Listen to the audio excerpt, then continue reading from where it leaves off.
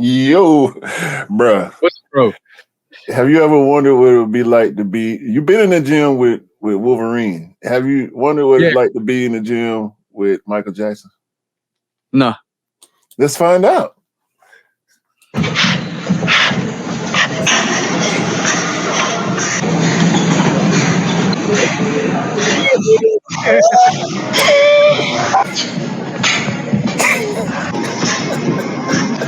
Imagine Michael Jackson in the gym, just like moonwalking his weights.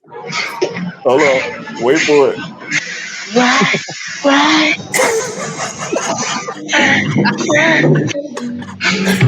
Look.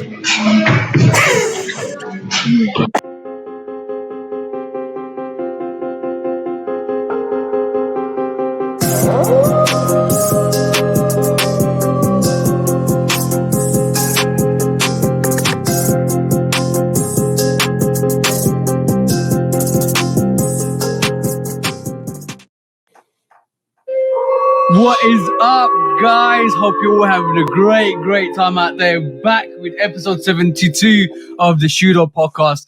And if you guys were listening to this, we were just seeing a clip of Michael Jackson in the gym, moonwalking around, flipping tires around, doing the yee with weights in his hands.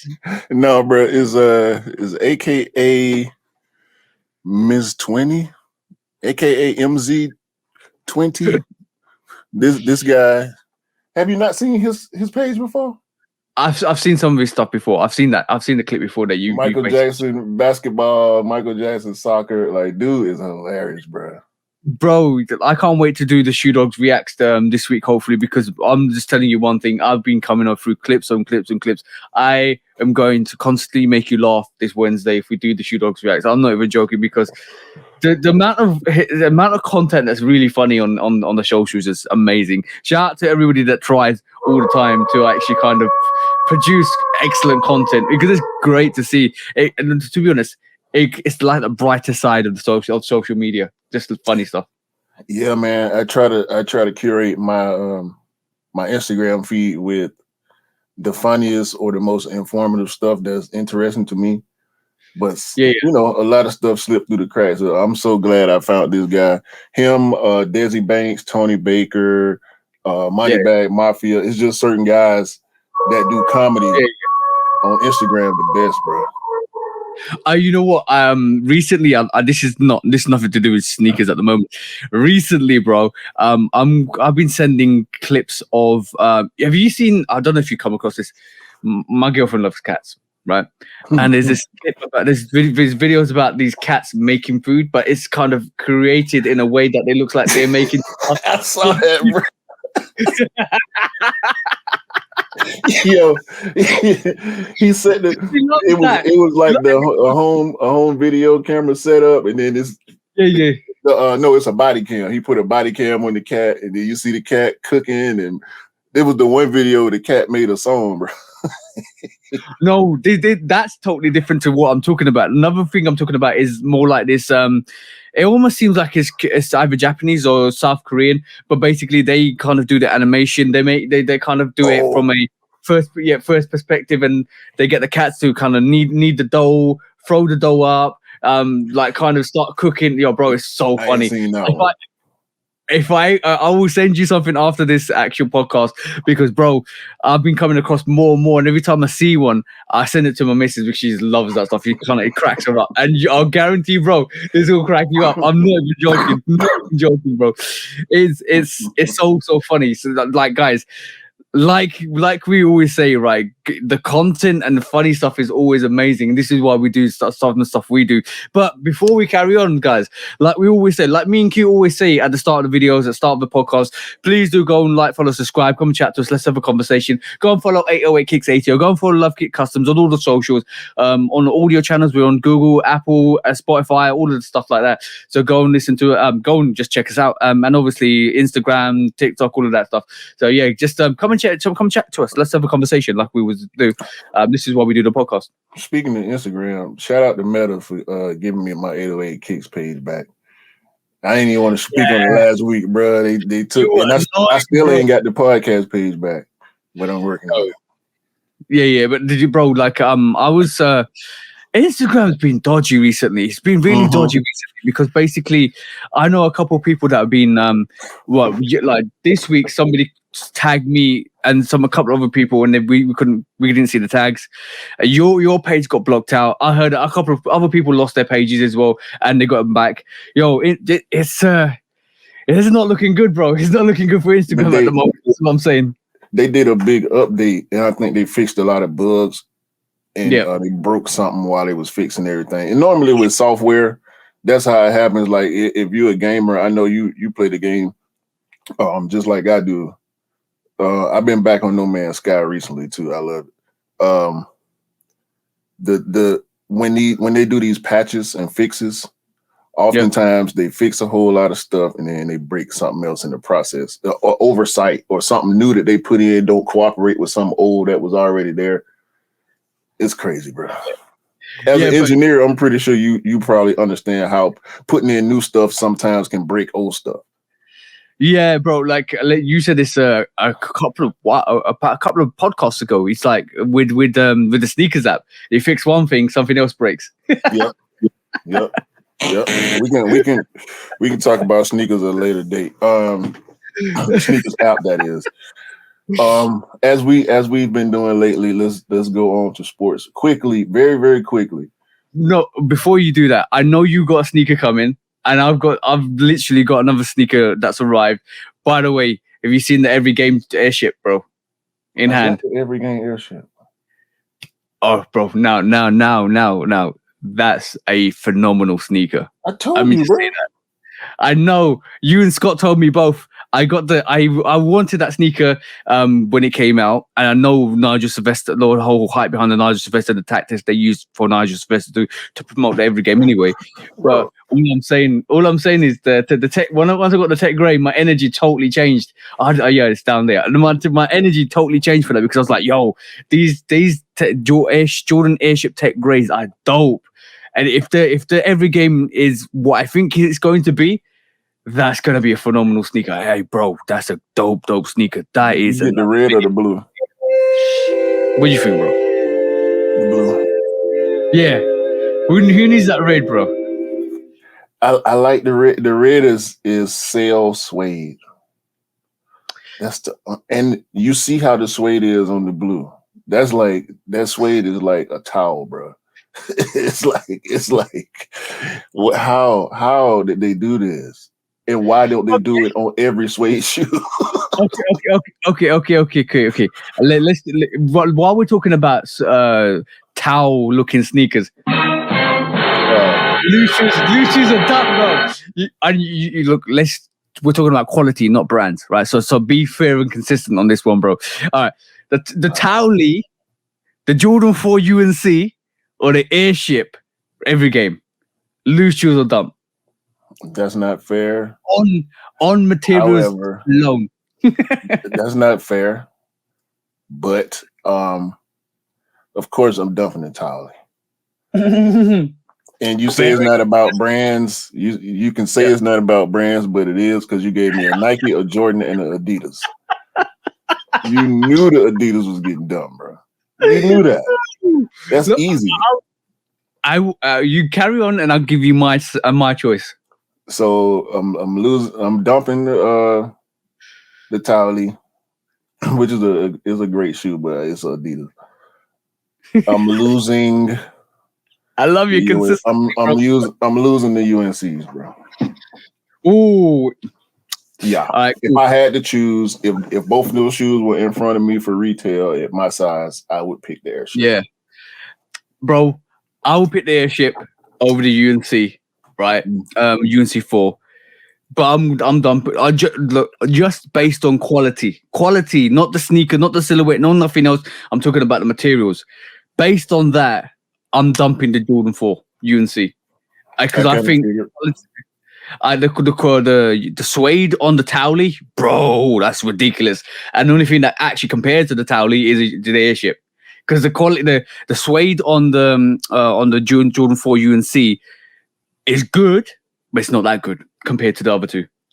Facts. It's good. It's good for a GR. Yeah, 100%. And you know what? I put the UNC4s on for the article. Oh, by the way, guys, thank you for all the love and support you've shown me over the last week. If you didn't know, guys, I got featured on the Offspring Meets page, which is the social pages, and for one of the sneakers, they want me to put together a summer fit like pictures. So I put the UNC4s on, I put the what do you call it, the Jordan 6 Travis Scott bridge khakis on. Yeah, Raging Bulls. And wait, I saw how you went with every shoe you did for those shoots were the all suede Jordans, 4, 5, and 6, monotone. That was dope, bro. Like shout out to you. And you know, I've been knowing you. If y'all been listening to the podcast since the beginning, y'all know I be on TJ about fit picks. My boy made me proud this time with that Offspring article. I read the full article. Now I will say this: Offspring, get on y'all editor head, because there was some typos in the article. I knew what it was saying. It's still legible, but there was a couple typos in there. But definitely huge shout out to Offspring. Shout out to you. Sorry, Ben. Sorry, Ben. Shout out to Offspring. Oh yeah. We love you still, Benz. You know, it's all love. It's all love here. But we love Ben. I don't have a relationship with Offspring, obviously, because I'm in the US and they don't really mess with us over here. Well, they don't mess with us at all over here. But they ask you about the podcast twice. Yeah. And they alley-ooped it and you slam dunked it, bro. So cheers. Thank you for that. But yeah, thank you for all the love and support for that. I was let's just say when they dropped it on Monday, I was going to do a recording and I kind of got overwhelmed to the point where I just told my missus, no, I'm not recording today. I'm just like really overwhelmed. I can't record. So thank you guys for the love and support. Some of the comments were amazing, and I've tried to respond back to every comment because obviously you got to show love back to people. And my whole emphasis on that was anyway, like guys, like you everybody step up. We all got to be in that position. Did you share it on IG? Yeah. I shared it. That was during the time my page was down. So I know you sent me the link directly, which exactly. You know, I appreciate Offspring. I appreciate the pictures you took. I appreciate the kind words.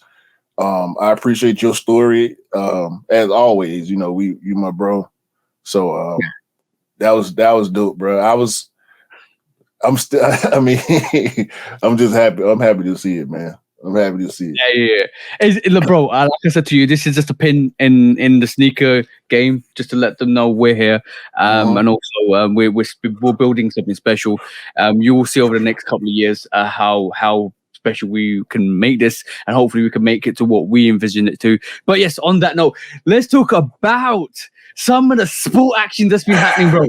Bro, first of all, I'm realizing we getting up there because David Beckham's son just signed a contract, a 1-year contract.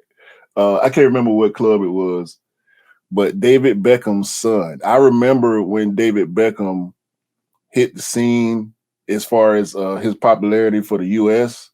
and the movie that was based on him, you know, Bend It Like Beckham. It wasn't based on him, but it had his name in it, you know what I'm saying? And that was like one of the first major football references. I don't think there's another one. Like a movie called Bend It Like Beckham. Most people don't know what that phrase means. I didn't know what it meant at the time. I didn't know bending was a football term for, you know, putting a curve on a shot. I didn't know who David Beckham was really, but he took off after that. This was about 20 years ago. Yeah. And now his son just signed a professional contract. So hopefully he does well. We got to track him. Yeah, David Beckham's a legend, like England legend. he came through. He came through a time of era when we had like a semi-golden age of footballers, where like, we had a team that we could potentially have won stuff, but they didn't have the right management. There's loads of things that could have happened, but they didn't happen. But David Beckham, he became a free kick specialist over his career, which is great because this is why you see they bend it like Beckham. But I wouldn't say he's up there. He's definitely up there with one of the best free kickers in the world. Yeah. But in terms of pinpoint delivery, I would say yeah. But there's players that play now that I would say could probably basically rival him. Oh no. By no means am I putting. I know enough about football to know that David Beckham is not on that level. He's not on a Messi, Ronaldo, Pele type level. But he is a star, a big star. But yeah, he's a big star. But what he did with the football actually influenced what's happening now. So what he did 20 years ago actually built what's actually happening now. You know what? Beckham to me is like Iverson. Yeah. But also, if you want to see a proper free kick, I'm not saying David Beckham didn't take proper free kicks. He was clutch when he was clutch. Trust me, he came through when he needed to come through for England, and for Man United. But when you talk about free kicks, if anybody wants to ever see one of the best free kicks ever taken, in my personal opinion, in history, right? Go and type up France versus Brazil, Roberto Carlos, and see you showed me that free kick. Yeah, bro, I showed you that. The swerve on that free kick was ridiculous. Yo, that's probably one of the best free kicks I've ever seen taken. Magical, bro.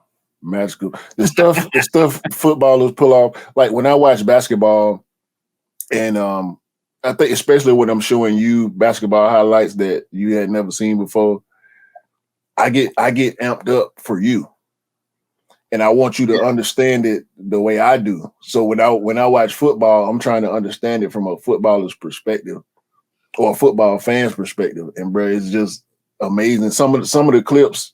When I go down my soccer football rabbit holes, some of the stuff I find, bro, it'd be amazing. And I don't know none of these guys because I don't follow the sport. You know what I mean? But shout out to Beckham.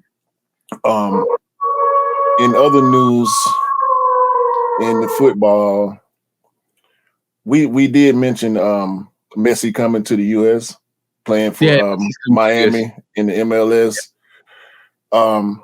But you informed me that Mbappe may be leaving PSG. Yeah. Well, I could delve into it. If I'm as passionate about football as I am about sneakers, unfortunately, that's my curse because obviously I love sports. So I will sit down and watch any sport if it was playing, and that's my bad because if I get into something, I'll start watching Formula 1. I'll start watching all of this tennis. Bro, I love sports and I'm a football fanatic. I support obviously my club, which is Liverpool, because obviously that's been inbred in me since my dad was still living in East Africa, and basically NWA. I would say, it was why NWA. You never walk alone. Yeah, exactly. I know. Exactly, bro. Exactly. You know that already. The whole thing with Mbappe was they kind of his contract was up for renewal a couple of years back. They renewed it, and they gave him pretty much everything. They gave him the keys to the club. And now obviously the only thing what I feel about PSG, and unfortunately with a lot of clubs that don't have the same competition like the Spanish league, even the Spanish league is a bit filtered out. The Spanish, Italian, English league and German league are probably one of the best leagues. I would, me personally, be biased. I would say the Premier League is probably the best league in the world, competitive wise, because a lower club team could smash you. And so it's the Premier League is La Liga and Bundesliga, right? Yeah, and then you obviously got the Italian league, which is obviously. We know the controversy behind that. Let's just not even talk about that. There's really good tournament. There's really good clubs around there. The thing is, being at PSG, being in the French league, you have when you play against teams day in day out, you're going to be like 8%, 70%. Bro, they dragging teams, bro. Like because I rock with PSG, I get notifications, right? Every time they play, I get the match about to start, halftime scores, all that, right? And they be blowing teams out 7-0, 8-0, like, bro, 8. For people that don't realize, 8 is a lot in football. Yeah, in football, yeah. That's a lot of goals per minute average. The only problem is when you play against teams that aren't competitively going to ever face, or there's not going to bring up your sharpness levels. You're always going to be playing. You know, as a player, you can play 75% and still win the match, and that's the problem. When you start playing like that on a weekly basis, and there'll be like 10 matches in the season where you in the league alone, where you need to up your levels to 90-95% to play and kind of win. That's they lose those games. Yeah, but when you start playing against like Bayern Munich and Real Madrid and Barcelona, who come from leagues that are probably a bit more competitive than yours. Yep. That's over. And I think Mbappe kind of realizes this because he needs to step up. And unfortunately, I don't like to say this because PSG is a very big club, but when you have to step up into a different league, and that is stepping up, that's you need to do for your career and your ambitions, because you'll never be able to kind of achieve what. Let's just be honest. PSG, ever since they've been taken over by rich owners, they've tried to win the Champions League constantly, and they've still not done it. And they've got the money to do it, bro. They've got the players to do it. I don't think they have the players to do it. They play down to from what you're saying. This is what I hear and what I see in the scores. They play down to their competition. Like you said, they're not giving 100% effort on a regular basis, and that's habit forming. So I fear some of the players on that club maybe had squashed some of their own potential by playing down so much. Yeah, I probably have to agree with you on that. I think the sharpness is not there when they come up to top quality opponents, and that's the problem. Yeah, you can't know how great you are until you face great competition regularly. And if you know Thierry Henry, have you heard of Thierry Henry? I only know Kylian Mbappe. Okay, cool. Thierry Henry left Arsenal Football Club for the same reason. He was part of the Invincible team and stuff like that. He left Arsenal because he wanted to challenge himself against the best.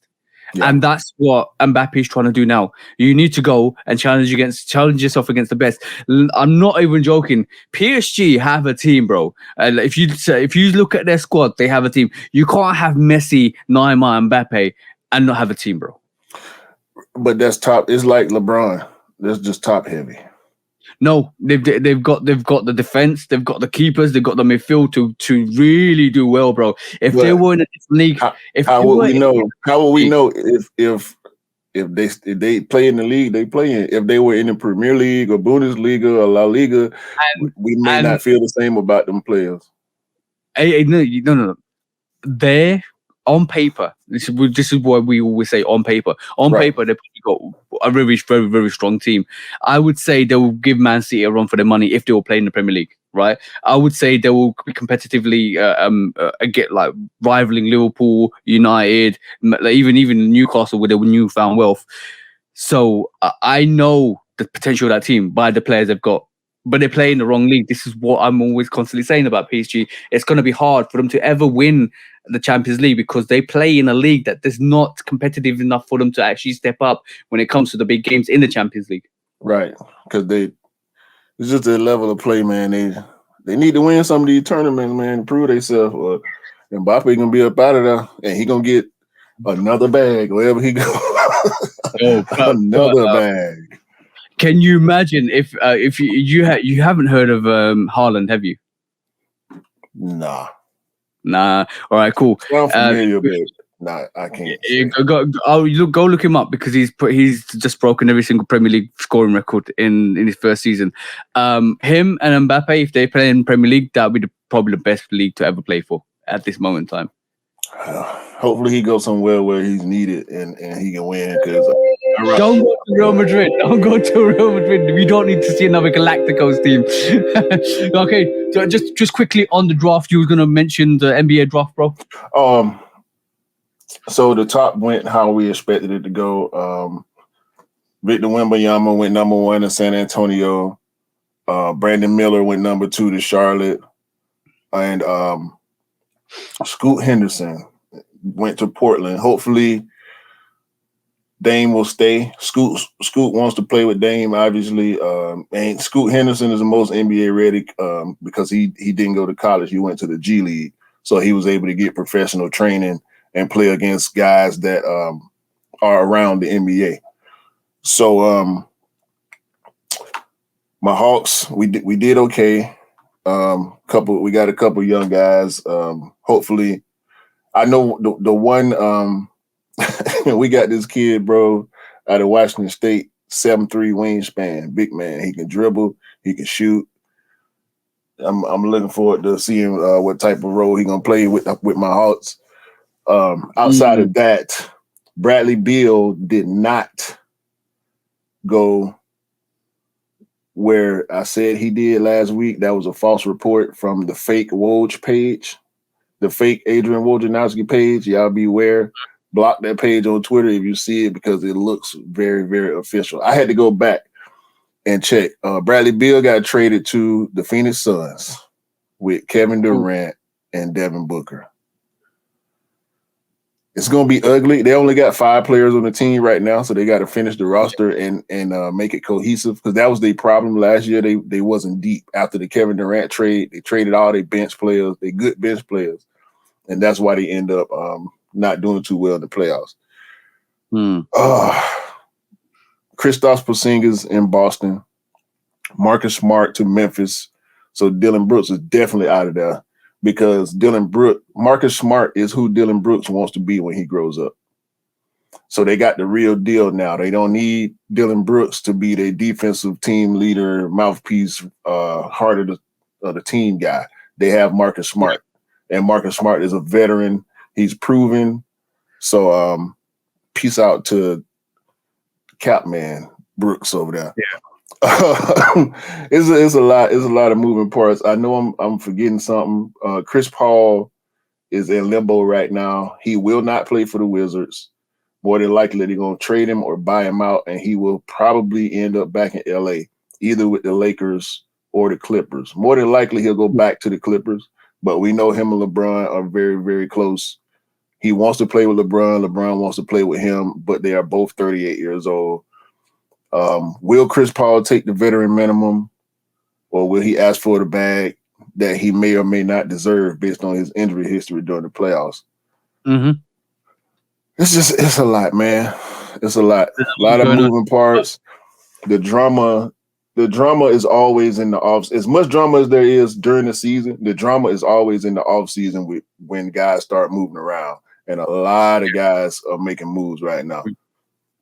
But yeah, like you said, bro, I'm just gonna quickly mention this. Just guys, just be careful of the. You are fake news. Because sometimes what happens is you get caught up. Just make sure you do some research, like Q's just done and went back and kind of rectified. There's a lot of fake news, bro. I would say every rumor at this moment in time is fake news until it's confirmed. Now that's all I'm gonna put. Well, the thing about that Beal story is it was so believable because we know Bradley Beal has been stuck in Washington for a while. He's the only player left in the NBA with a no trade clause, which means he controls his destiny. He can tell the Wizards, I want to go here, because they cannot move him unless he waives the no trade clause. Yeah. He's truly in control of his destiny. Old girl that was harassing Zion, she got blocked on Twitter, banned. She's basically went out and said that Zion should leave his NBA club, she threatened to release a sex tape if the Pelicans don't trade Zion. which is just so goofy. Like this ain't got nothing to do with basketball. Yeah. I don't. I. Guess what? Drop the sex tape. So what? Because you know what? You know what that is? That's called revenge porn, which is against the law. Also, yes, what she been engaging in is what? Harassment, which is against the law. Blackmailing, bro. So yes, release the porn, please. Release it. I'm with it. Release it. You going to jail. It's terrible. I'm on you. I'm on you. Soon you drop it. Go ahead, put it out. Go ahead. You think you broke now? Wait till that judge get through with you. Oh man, it's just I don't know what to say about that, but yeah, I'm gonna say, bro, like, did you also see what I don't know if a lot of people heard about this week. I came across this on TikTok, and I'm gonna show you guys, or you're gonna listen to this. I'm taking it with a pinch of salt. Me and Q, I'm not gonna talk about this after we just played this, because yes, it looks like when you are in the big leagues, you need to know how to maneuver in the big leagues. And we talk about big leagues, we talk about billionaire league, right? So this came out this week, right? And I was like, Q, what do you think about this? And me and Q were like, I don't know how much to believe this, but have a listen, guys. This is about 2 minutes long, but have a listen and let us know what you think about this situation, because it seems like maybe Michael Jordan was kind of semi-conned out of the Hornets deal. Let's have a listen. I think Michael Jordan may have gotten finessed out of owning the Hornets by a member of the you-know-who community. Check this out. Michael Jordan, his Forbes evaluation is $2.1 billion. If he was making $400 million a year from selling Nikes outside of all his other investments, he would be worth a hell of a lot more than $2.1 billion.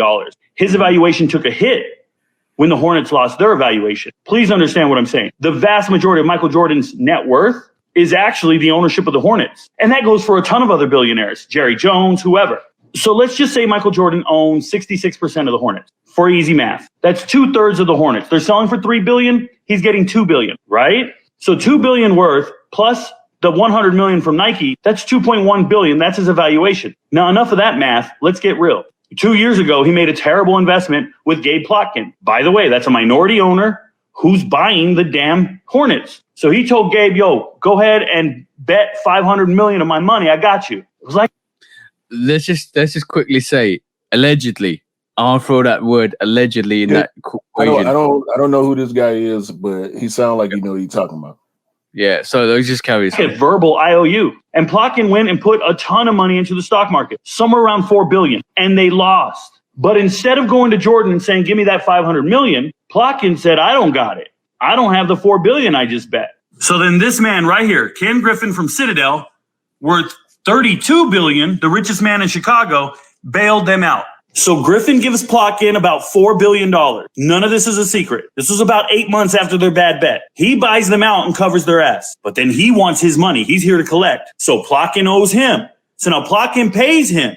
But now Jordan owes Plotkin. It's a trickle-down effect. And Jordan don't got the money. Jordan made a bad bet. So he's got to sell his team to cover the bet. So he's selling to the guy he owes the money to. He's selling to his bookie. Now here's the thing. Plotkin used to work for Griffin. These are two multi-billionaires from Chicago, and they just fleeced Jordan out of ownership. And they're taking his team from him. Jordan just lost his seat at the big kids table. He can go make his millions with Nike, and you guys can say what you want. But this is a man who got into a world he couldn't keep up in. The world of billionaires, and he lost out, and he's out of the game.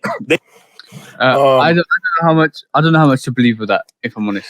Yeah, it's some of the details seem a little off to me. Some of the numbers don't match up, and him right at the end before you stopped it, he said that these are two of the wealthiest men in the world, but one of them is borrowing from the other because he made the same bad bet that Jordan made. Allegedly. Mm-hmm. So if he lost way what 50 billion or something, like come on, bro. I do see where the two billionaires would prey on the millionaire. Yeah, but you got to be really how much of a story to believe in this. The really reason why I raise this is basically if you hear something about this in the future, just be cautious. I would say theoretically this 50% of it's basically garbage. I'm going to say that. Yeah, it sound iffy, but listen, they all rich. Jordan ain't broke out here. We know that. And this is also what I'm going to definitely say is like Jordan's been earning 5% from Nike for all these years. He's got more money than just what we think he has. Listen, and he own a whole lot of things. Yeah, exactly. So guys, like just be careful. And this the main reason why I brought this up is just be careful of what you hear on social media, because sometimes it may be you are fake news, and sometimes it may be correct. But yeah, it's always good to stifle out what information is. So like, just also when you go into the big leagues, be careful how you maneuver, because there will be people out here that want to con you and fleece you. So just be careful, guys, as well on that. But shall we move on to the quick strikes, bro? Quick strikes. Let's talk about some shoes, man. Let's talk about some shoes. We spent half an hour talking about other stuff. Quick strike number 1. Do you want to bring up the Spike Lee, bro? No. Let's bring up the Mac. Let's do Spike next. I want to get this Mac attack out the way because we called it again. Give it to Travis. And watch what happens. So we hold on. Quick question before you move on. Did those OG Mac attacks release in the States this week? Some places released them, and some places wait. Yes, they released yesterday. I wasn't paying no attention to it. I got a lot of other stuff going on. Plus, I wasn't trying to get the shoe for myself. But yeah, the OGs released. They disappeared, as I assumed they would. Yeah. Because Nike gave it to Travis. And so we got a white and red colorway coming.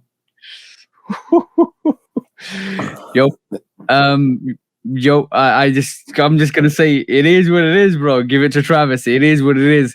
But I'm gonna definitely say one thing about this as well. Bro, no Harachis in the UK, Harachi highs. No Mac attacks in the UK.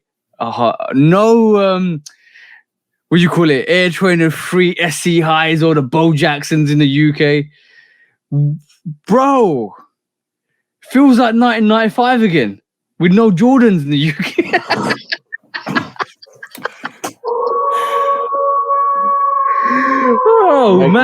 Nike gotta do better, bro.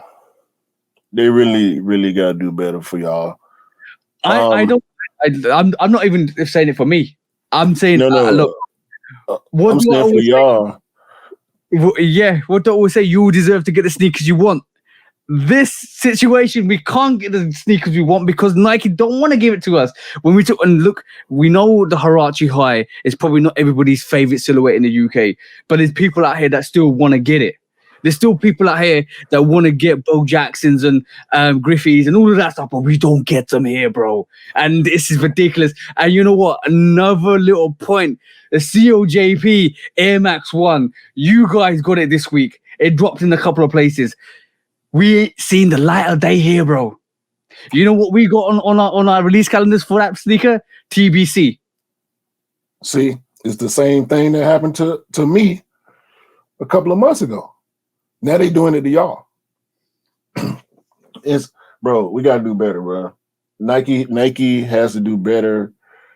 At least put them on Nike Europe or something. Like, yep. It don't make sense, bro. For y'all should be able to have access to this stuff, even if it have to ship from here.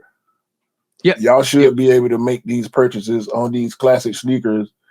I know the culture over there is not the same as the culture over here, which is part of the reason why we do have arguments on the podcast about, release procedures and all that type of stuff. But the Mac Attack, bro, y'all got the trainer. Y'all got all the trainer ones. Why can't you get the Mac Attack? Why can't you get the Bo Jacksons? Why can't y'all get the OG Griffies?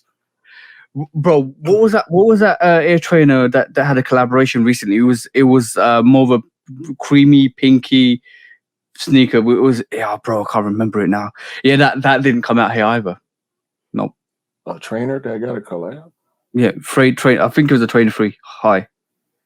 No, I'll have to remember it. But yeah, it's like, bro, we don't get everything. We don't get everything. No way, and we don't get everything. Like you know the outdoors, the Bo Jackson outdoors. Yeah. Didn't get them. I know. You can get them from StockX for real dirt cheap, but you can't. We didn't come out here. Hey, as long as y'all can, it don't make y'all shouldn't have to go to the aftermarket to be able to get y'all hands on certain stuff, man. Because some of these trainers, bro, like the Mac Attack, I'm not looking at. I ain't checked the prices on the Mac Attack. They $120 retail. I don't think they're gonna really hit because of the climate in the sneaker game. I don't think they're gonna hit big numbers on resale, but y'all should have access to them, man. They need to fix that. That don't make sense. At least a couple of places. Yeah. But lucky enough, they are apparently coming to BSTN like in August time. So maybe that will be a release. But August? I'm in August time, bro. The Mac Attack? No, the COJP AMX ones. 2 months. 2 months, bro. Think about it. 2 months. I don't want to think about that. But like, yeah, I'm hunting for Dell because Dell really wants them, so I'm looking out for the bro. And you know how I be. It's like I'm trying to get a sneaker for me when I go for the bro. So I'm just basically I'm frustrated. That actually makes me frustrated. It actually really does make me frustrated because it just means like we're going back to the exclusivity just to the States again. And they flew off sneakers out, and you know I took an L on sneakers, but they started popping up at boutiques right at release time. Like there was no. I don't think there's any hype behind that sneaker either. I don't think like it's one of those sneakers that is going to be that hard to get or in the resale market. It's an Air Max head hype. It's not. It's, you know, COJP is based on the COJP tournament. Yeah. So they took elements from a bunch of the sneakers that they had in that tournament, but we'll see. We'll see next week. But it's really fun. Look. We talk about Nike strategies, right? And then look, this is really frustrating. The Air Max heads are in Europe and in the UK. Majority of them are. The Air Max ones are really culturally famous in the UK. And we're talking about sneakers that we like the Air Max head want, and like in the UK that will sell out, right? Because it's such a great colorway. But resellers ate this shoe up. They're going for like $250 resale. The retail was $160, so it's almost $100. Maybe somewhere between $60-$70 profit on those. So the resellers snatched them all up. I was able to get in. I just don't like when a silhouette. I don't like it when a silhouette's really popular in a country and it's not given to them. The only comparison I could take from this is the Zen Master 4s, because even all the Amphius waves, everybody in the States really wanted them, right? Mm-hmm. And I'm talking everybody wanted them, and they didn't release in the States. Phil Jackson is American. He coached in the NBA, and like he anyway.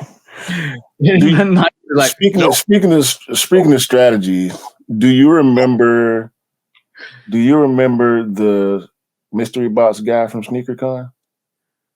Yeah. He back at it. Really? This is the cappest video that I possibly may ever show on this podcast. Apologies to the audio audience. I'm not going to play the whole video, but as you can see, he's in a storage room full of sneakers. And there are a bunch of open boxes, not open, but out in the open Nike boxes, Jordan boxes. And then you see a stack of rows of these mystery boxes. Look at this guy, bro. Look at this cap. No. People saying they're losing, whatever. So I'm just going to open up some of these boxes real quick, no specific order or whatever. So for instance, this one's a 7.5. Boom. No specific order, huh? I want the bottom box. In my opinion, this would have been Is it a coincidence that the very first mystery box he opened is the Doritos Dunk? Let's go to the next box, right? Look, everybody let's go to the next one. What's this? Zion Voodoo Wines. Everybody wants that. What's everybody the next box? Wants that. SB, purple SB box. Chlorophyll Dunk, SB. What's the next box, bro? Cap. Pink Pig Dunks. Pink Pig SB Dunks. Come on, bro. Come on, bro. That's a $500 shoe. What's the next box? You ask? Look. A medium. I watched the whole video yesterday. This is a size medium Jordan t-shirt, right? That's a size 13 shoe box. I'm on my Air Force. Why would you put a medium t-shirt in a size 13 box? I don't know. Bro, I wear extra large and I'm a size 11. I'm bro, you don't even need to play that video again. This guy's cap. This is the absolute cap. I want to choose what he opens next. I want the bottom box from the left to 3 rows down to the right. I want you to open that. Do the sneaker pull box, and I want to see what's in that. It's probably going to be some cardboard. That's what you're going to get because if they're giving out mystery box prizes like this, all I'm going to say is the next box is just going to be thin air. That's it. You're paying $1,000 for thin air. Bro, this is super cap. $300. He told me every shoe he pulled out was at least $350, $400 on the aftermarket. It's funny. You're not giving away money like that, bro. You're not. You can't tell me they did not make sure every single one of them boxes he grabbed he did it. This is the biggest box ever, bro. You might well shut up. Take them shoes out the mystery boxes, put them on the shelf, and sell them at resale. In no random order. I'm just picking up boxes that I feel like I just need to pick up in any order, and he picks up all the top boxes and doesn't go anywhere near down. No, and they had stacks and stacks of the mystery boxes, bro. And he butt hurt because his grift got shut down because the public put SneakerCon under too much pressure. Yeah.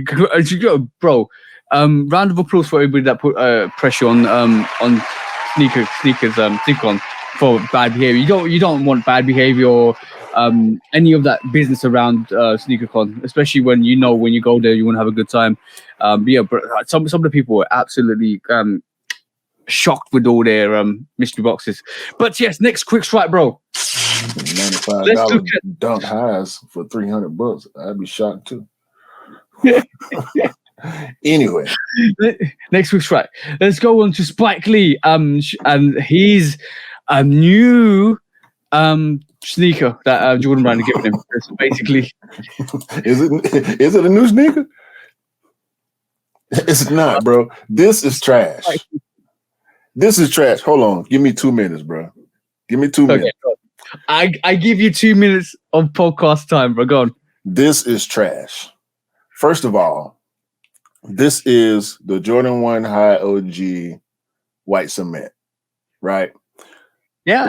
It's a cement take on the Chicago colorway. It's a very, very dope sneaker. I'm not taking nothing away from this sneaker. Anybody that own this sneaker or love this sneaker, listen to me. I've seen multiple pairs in hand. They're all great.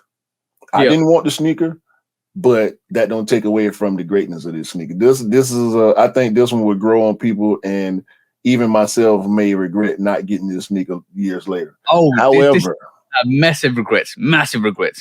However, all they did was take these GR Jordan 1 High white cements and slap the Mars Blackman face on the back heel. On the bottom, on both sneakers. It does not look good, bro. You can barely see it. And it's not stitched in. That's after. That's post-production work right there. It looked like a sticker, bro. I was gonna say that. It looked like a sticker. It does look like a sticker, bro. I was going to say that. I was literally going to say that to you. It almost looked Photoshop. And this ain't nothing different about this. That's the only thing that's different about this sneaker. They didn't put Spike Lee's signature on the tongue. They didn't change the materials up. They didn't switch the color block. They could have flipped the color blocking and made it, everything that cement black or white and made the swoosh cement or so. They could have did something different, bro. Spike Lee. First of all, it should have been a 4. It should have been a 4. And it should have been a colorway that only Spike Lee and maybe another few people would ever be able to get their hands on. It should be something impossible to duplicate. Yo, I'm gonna bring up my fire. I'm gonna bring up something too. Bring up this red card. This red card. Right. And Spike may or may not know better because Spike, when you see Spike wearing Jordans, he wears everything. But because he gets everything. He's kind of like a Khaled, like a Quentin Richardson. Spike Lee probably got every Jordan ever released, right? But I'm gonna say one Go ahead, man. I'm gonna say one thing. Yo, I'm gonna say one thing, right? I agree with you. I'm gonna say one thing to Jordan Brand. The last 2 sneakers that you honored Spike Lee with, the all golden Jordan 3, I can understand that. This one is trash, right? Even though it's honoring Spike Lee, great. I love the sneaker, but what they did with the sneaker to give it to honor him, that whole thing is just a side thought. That was a side thought, bro.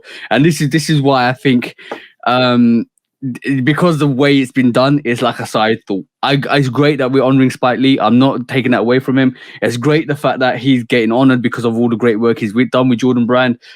But when you get a sneaker that actually sat and is actually still sitting and stick a label on it and then give it to Spike Lee, maybe they thought it will bring some hype onto that silhouette, into that colorway and that material blocking. No, it doesn't. Now, when we talk about ideas, Jordan Brand, Nike, take the fire red, right? Take the 4 silhouette. Cement print the back. Cement print the toe. Cement print the toe. Cement print the whole sneaker. Now that's dope. And stitch with thread Mars Blackman's face on the back below the wing. Now imagine the Fire Red 4 with the cement print on the uppers all the way through. You can't tell me that's not going to be a doper sneaker than what they actually gave him. Yes. It should have been and put the scuff on it. Yep. Put the scuff on it. Put his signature on it. Put his Mars Blackman face on it. Do something. Spike Lee is a legend, bro. A living legend. And I heard Nike and Jordan Brand looking for innovations. Man. You're giving you something. It ain't, bro. It ain't that. I'm telling you, it ain't that, bro. That's so disappointing, man. That's strike 2 from Nike this week. I'm gonna say, look, bro. Like with when they did that basketball fire red sneaker with all the flaming basketballs on it, right? If they're taking that away and putting tattoo fault. Yeah, bro. I'm gonna give this one a 3 to Nike as well. All the Air Max 1 colorways you're doing, put them on the 4s. If they did a Madder Roots Jordan 4, imagine that. What? I'm just saying, there's options here, bro. You're taking. I would prefer the 3. Hey, yeah, maybe, bro. Because maybe. The Air Max 1 and the 3, they cousins. Yeah. I will say Air Max 90s and Air Max 3s are cousin, and Air Max 4 and Air Max 1 and Jordan 4. Yeah. But bro, are they taking the 90? The Air Max 90 would be cousins with the Jordan 5. You reckon? It came out. Both came out in 90.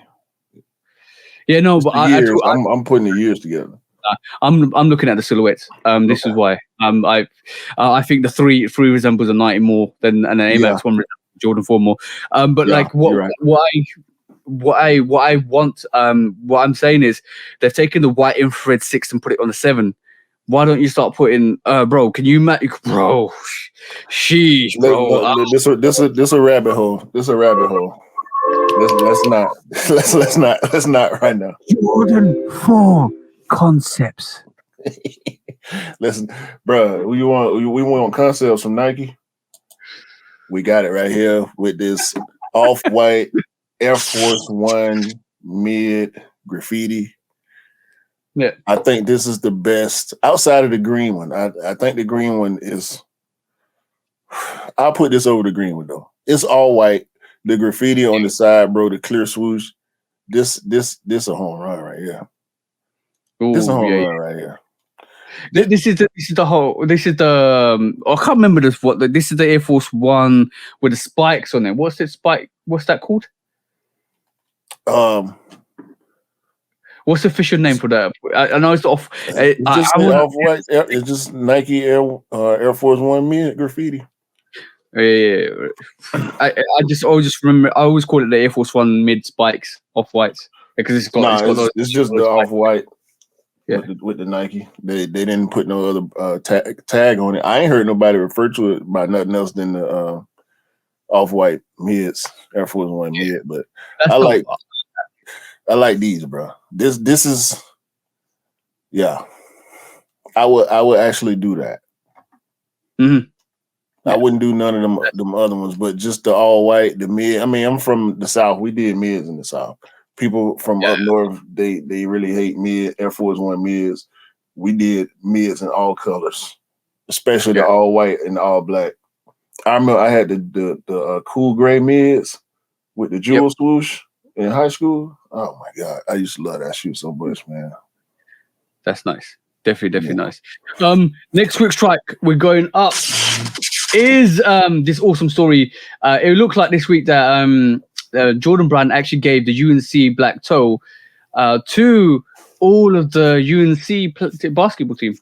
Obviously, they can't drop nothing UNC and everybody associated with UNC sports not get a shoe. In my opinion. Yeah.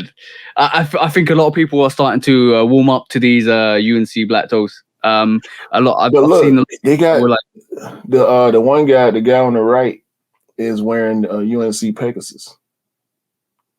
Yeah.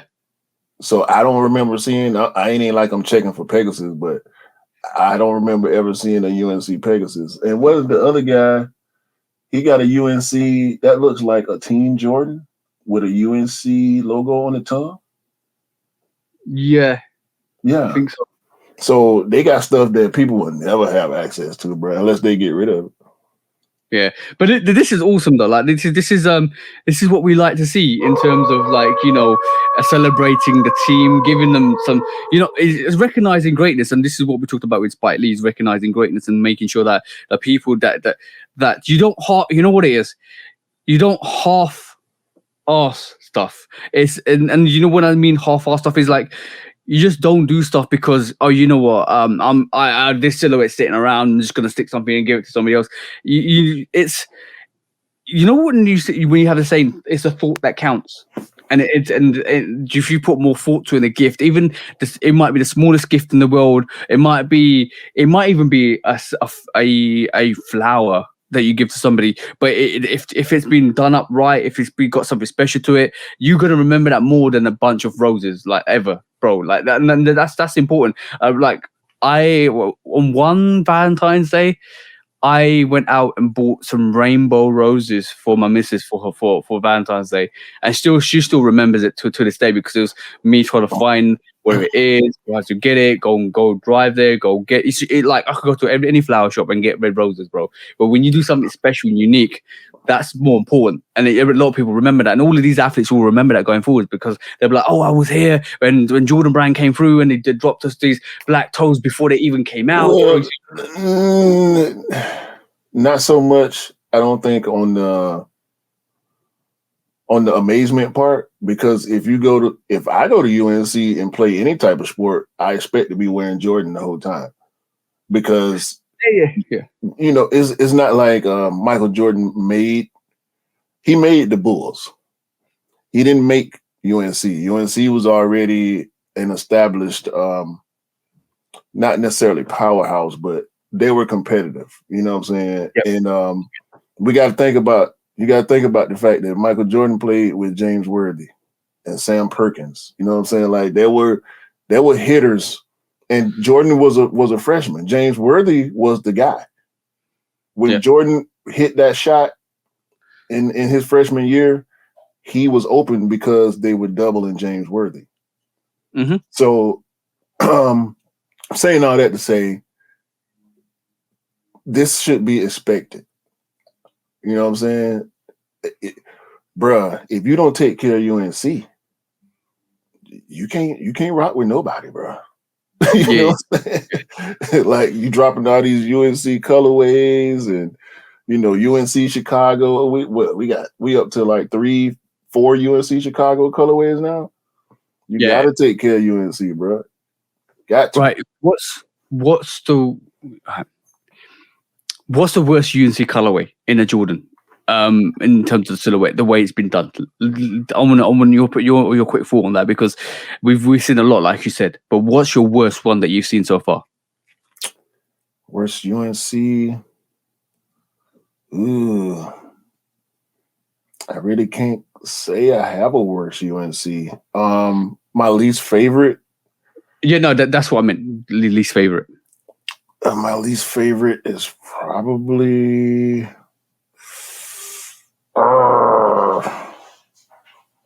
It's probably this black toe. You don't like this black toe? No, I like it. I'm saying my least favorite. I'm thinking about the 3s, the 4s, the OG ones, the all white and blue, the ones from a couple years ago.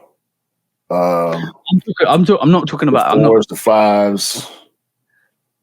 I was about to say I do. I'm going to be honest, right? I've got probably 5. Most of, yeah. 5. Really disappointed. I do like all of them, but this UNC one that we getting this year has got the white toe. Mm-hmm. So I just wish the toe was blue. That's why it's kind of down there for me. But it's dope. I still. So you I may or may not go for it because I got the lows. You want the UNC toe for this? Yeah. That's how I feel. And I got the low. It's the same exact thing as the lows. The lows got the white toe, you know. So, I would say if you have the obsidian ones, then you may not need to get this. I don't count the obsidian as a USC. I know UNC, very close, but it is though. Very close. Very close. No, it is. It is. Next quick strike. I'm gonna share this, bro. This is DJ Khaled. Basically, I had this conversation with you earlier this week.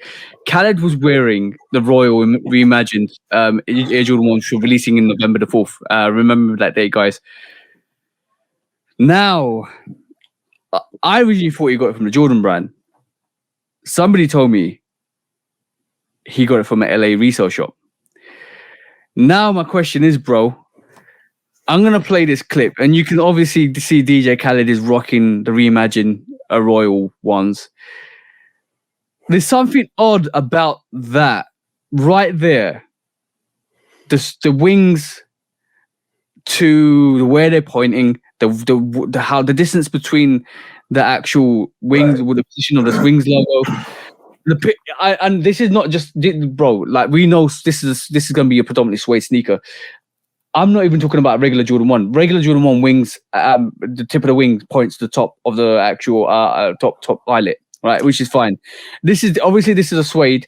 Now, there's disparity between this and the pictures we're seeing as well, bro.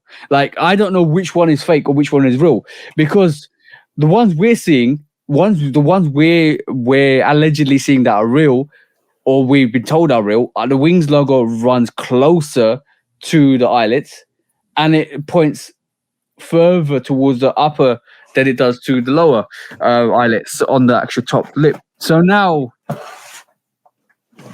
my question is, bro, Is this real or is this fake?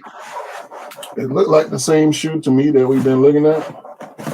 I don't know if it's the suede swoosh as well. Don't look right either because it doesn't look pointy enough. I think we're looking at a remastered feature. Because I don't think okay. So this is the Lucky Green from this year. Okay, I'm gonna pull you up on screen 2 seconds, bro. You see where the Wings logo is, where it is, and how big it is. For one, right? This is the Zen Green. See how big that swoosh that Wings logo is, and where it's pointing as well. Yeah, it's way bigger than this one is even. Right, and it's in a different place because the design is different. Hold on. I got one more. Lost and found. Look at the placement. Yeah, see now the reimagined Jordan 1 Royals look more like the Lost and Founds than it does any other Jordan 1. And the Wings logo is a little smaller.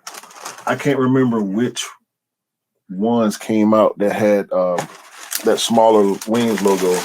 I think we both have that sneaker, but I can't remember what it is right now. But also, I just feel like the quality. I'm telling you, I actually did a measurement on I did the visual measurement on some of the pictures that we seen. Some of the Wings logos are closer to the actual eyelids. Now, the only thing I think can really think is the quality on these are absolutely atrocious. So basically, it looks like that that every pair is going to be inconsistent. They're going to be inconsistent. We dispelled that. Few episodes ago when we were looking at that the up tempos. Yep. Every time a shoe re-releases is different, and it's not the same. Yes. We know from inconsistency from the mold problems to the. I'm talking about inconsistency within the release, not right. Yeah. No, but that's what I was about to speak to. You know, some people. The mold and the elephant print, you know what I'm saying? Remember the Carmines with the pink soles? Yep. All that, you know what I mean? So the Crimsons. Some people pairs were great, some people pairs not so much. You know, UNCs, you got a bad UNC on a restock. Yeah. So I got a bad Khaled 5 on a restock. So inconsistency is gonna happen, bro. We just gotta hope it's to a minimum. I don't know, bro. I don't want to believe that Khaled. I want to believe that Khaled knows enough about sneakers to not buy a fake pair. If not, he should have somebody around him that knows that much. I don't think he will risk it. He's got too much reputation. No. I'm pretty sure he's got these verified. But this is more. I think this is more to do with the quality of the. This is to do with more the quality of the actual release than anything else. I think. I think there's some pairs out there that just really don't look great. But this is, and bro, I'm always gonna say this. When you actually have a release.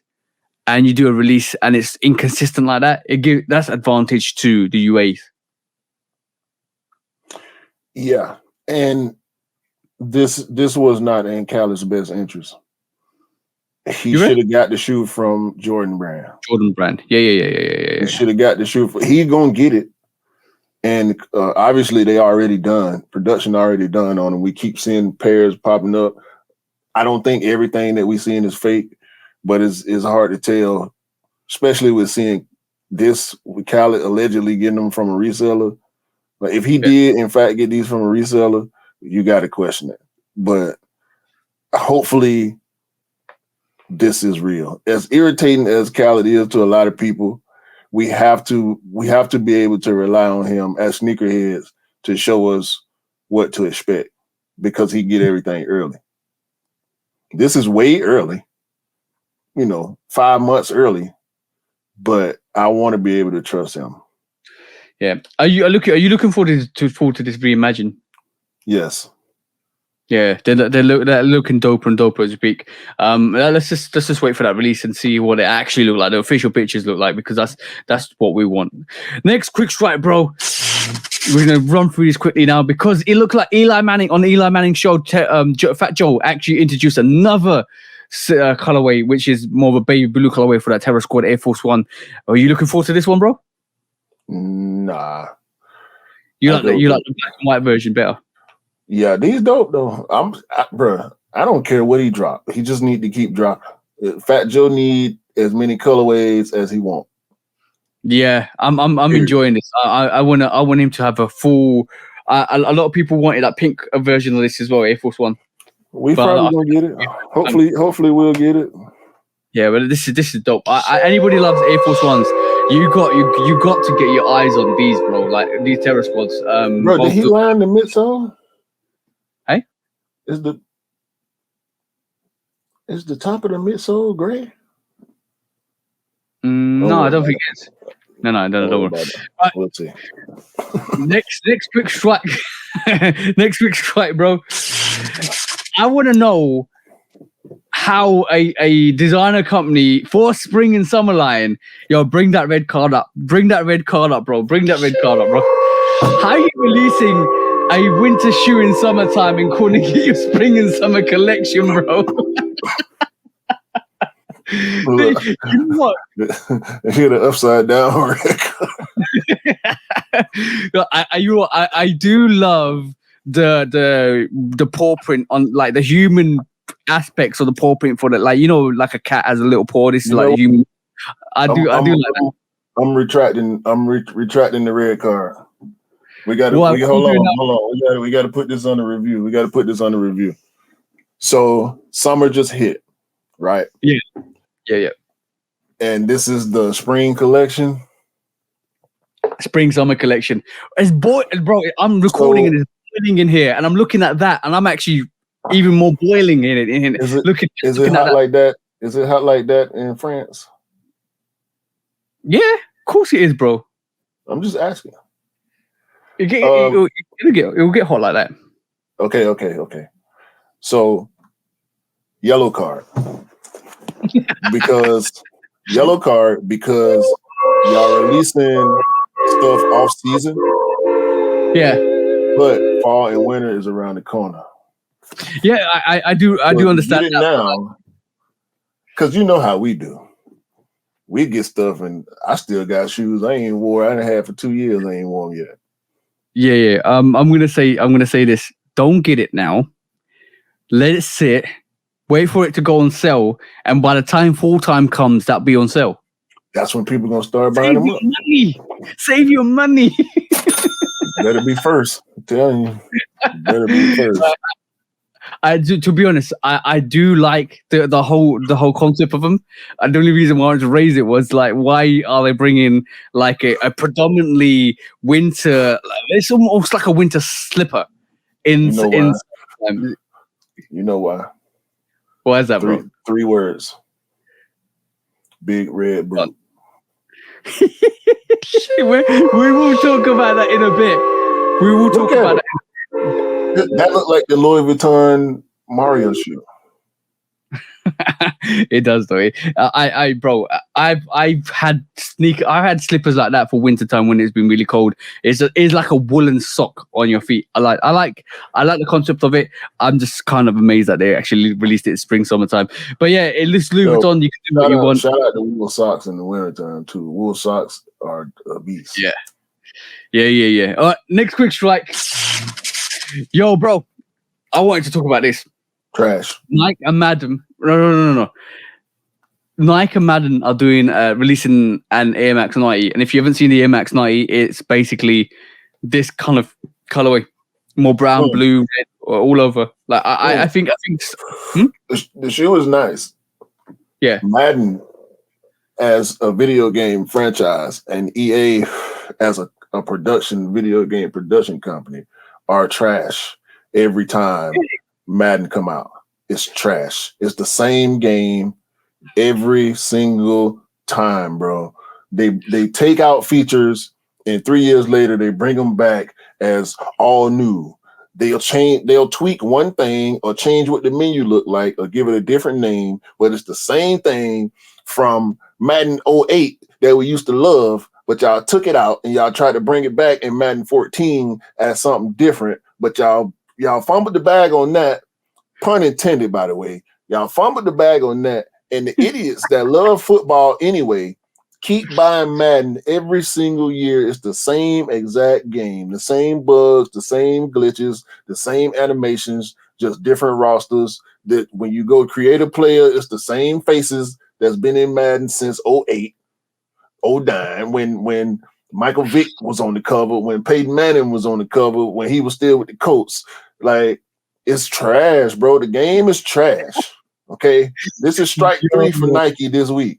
Okay, this is strike 3 for Nike this week because y'all attaching yourself to a franchise. Y'all may not be aware of the public perception in the gaming community about how trash Madden is. People still gonna buy it and people still gonna play it because Madden monopolized the football simulation market for gaming. Madden is the only licensed NFL simulation game every year for multiple years now, for a decade now. It's pretty much like FIFA for football. Like if no, FIFA, there's PES. If you don't like FIFA, you can play PES. Yeah, but PES you can't actually have the real names. FIFA you get the real names. So it's PES more, ain't licensed. No. You can't. It's not. If you look at PES teams, it's not real. They're made up under the under the innuendo that you would actually know what the team is. So Manchester United might be Wrexham FC or whatever it is, but or some other Manchester or Man Dunson or whatever. But basically, it's not real. It's not the real name. But yeah. But what I'm going to talk about, what I wanted to bring about this Nike and Madden is not the collaboration. Obviously, it looks like Nike are venturing into their actual gaming world, which we're going to talk about in a bit more. But it's this, bro. It's the Air Max 90. This is the start of the releases for the Air Max 90. It is. This is going to be the marker to let you guys know more Air Max 90s are coming out. They blew their load on the OGs a few years ago. Yep. Once them OGs dropped and they renamed it Air Max 3, and they put all the OG features, the arch thing and the pamphlets and the OG box, the skinny box and all that, people stopped rocking with Air Max 90s and Air Max 1s, partly because of dunks too. And dunks are way, way, way less popular than they used to be at this point, bro. It's so easy to get GR dunks now. Like, not, I ain't gonna say relatively easy, but the Jordan 1, the Dunk Low, and the Air Max 1 took the Air Max. I've been thinking about this in the back of my mind sometimes when I see Air Max 90s, and I think like 4 or 5 years ago, like how many Air Max 90s I used to see. And how people were so big on that OG coming back, and after that, nobody was talking about Air Max 90s no more. Well, Nike ain't been dropping. They ain't been doing nothing with it. When was the last time Air Max 90 had a collab? Ken Griffey. What was before that? And that one you can't even say that was a collab because it was just the Swingman pack. You know, they didn't put Ken Griffey's name on it. Although we know the shoes represented him, but it wasn't an outside collaboration. You know what I'm saying? Like this Madden shoe is. And it's a nice shoe. I do like I ain't rocking with Madden and EA Sports on this, bro. The basketball NBA Live is the last NBA Live was not good. It was decent, but they need to come on with another 2K ain't got no monopoly on the NBA like Madden got on the NFL.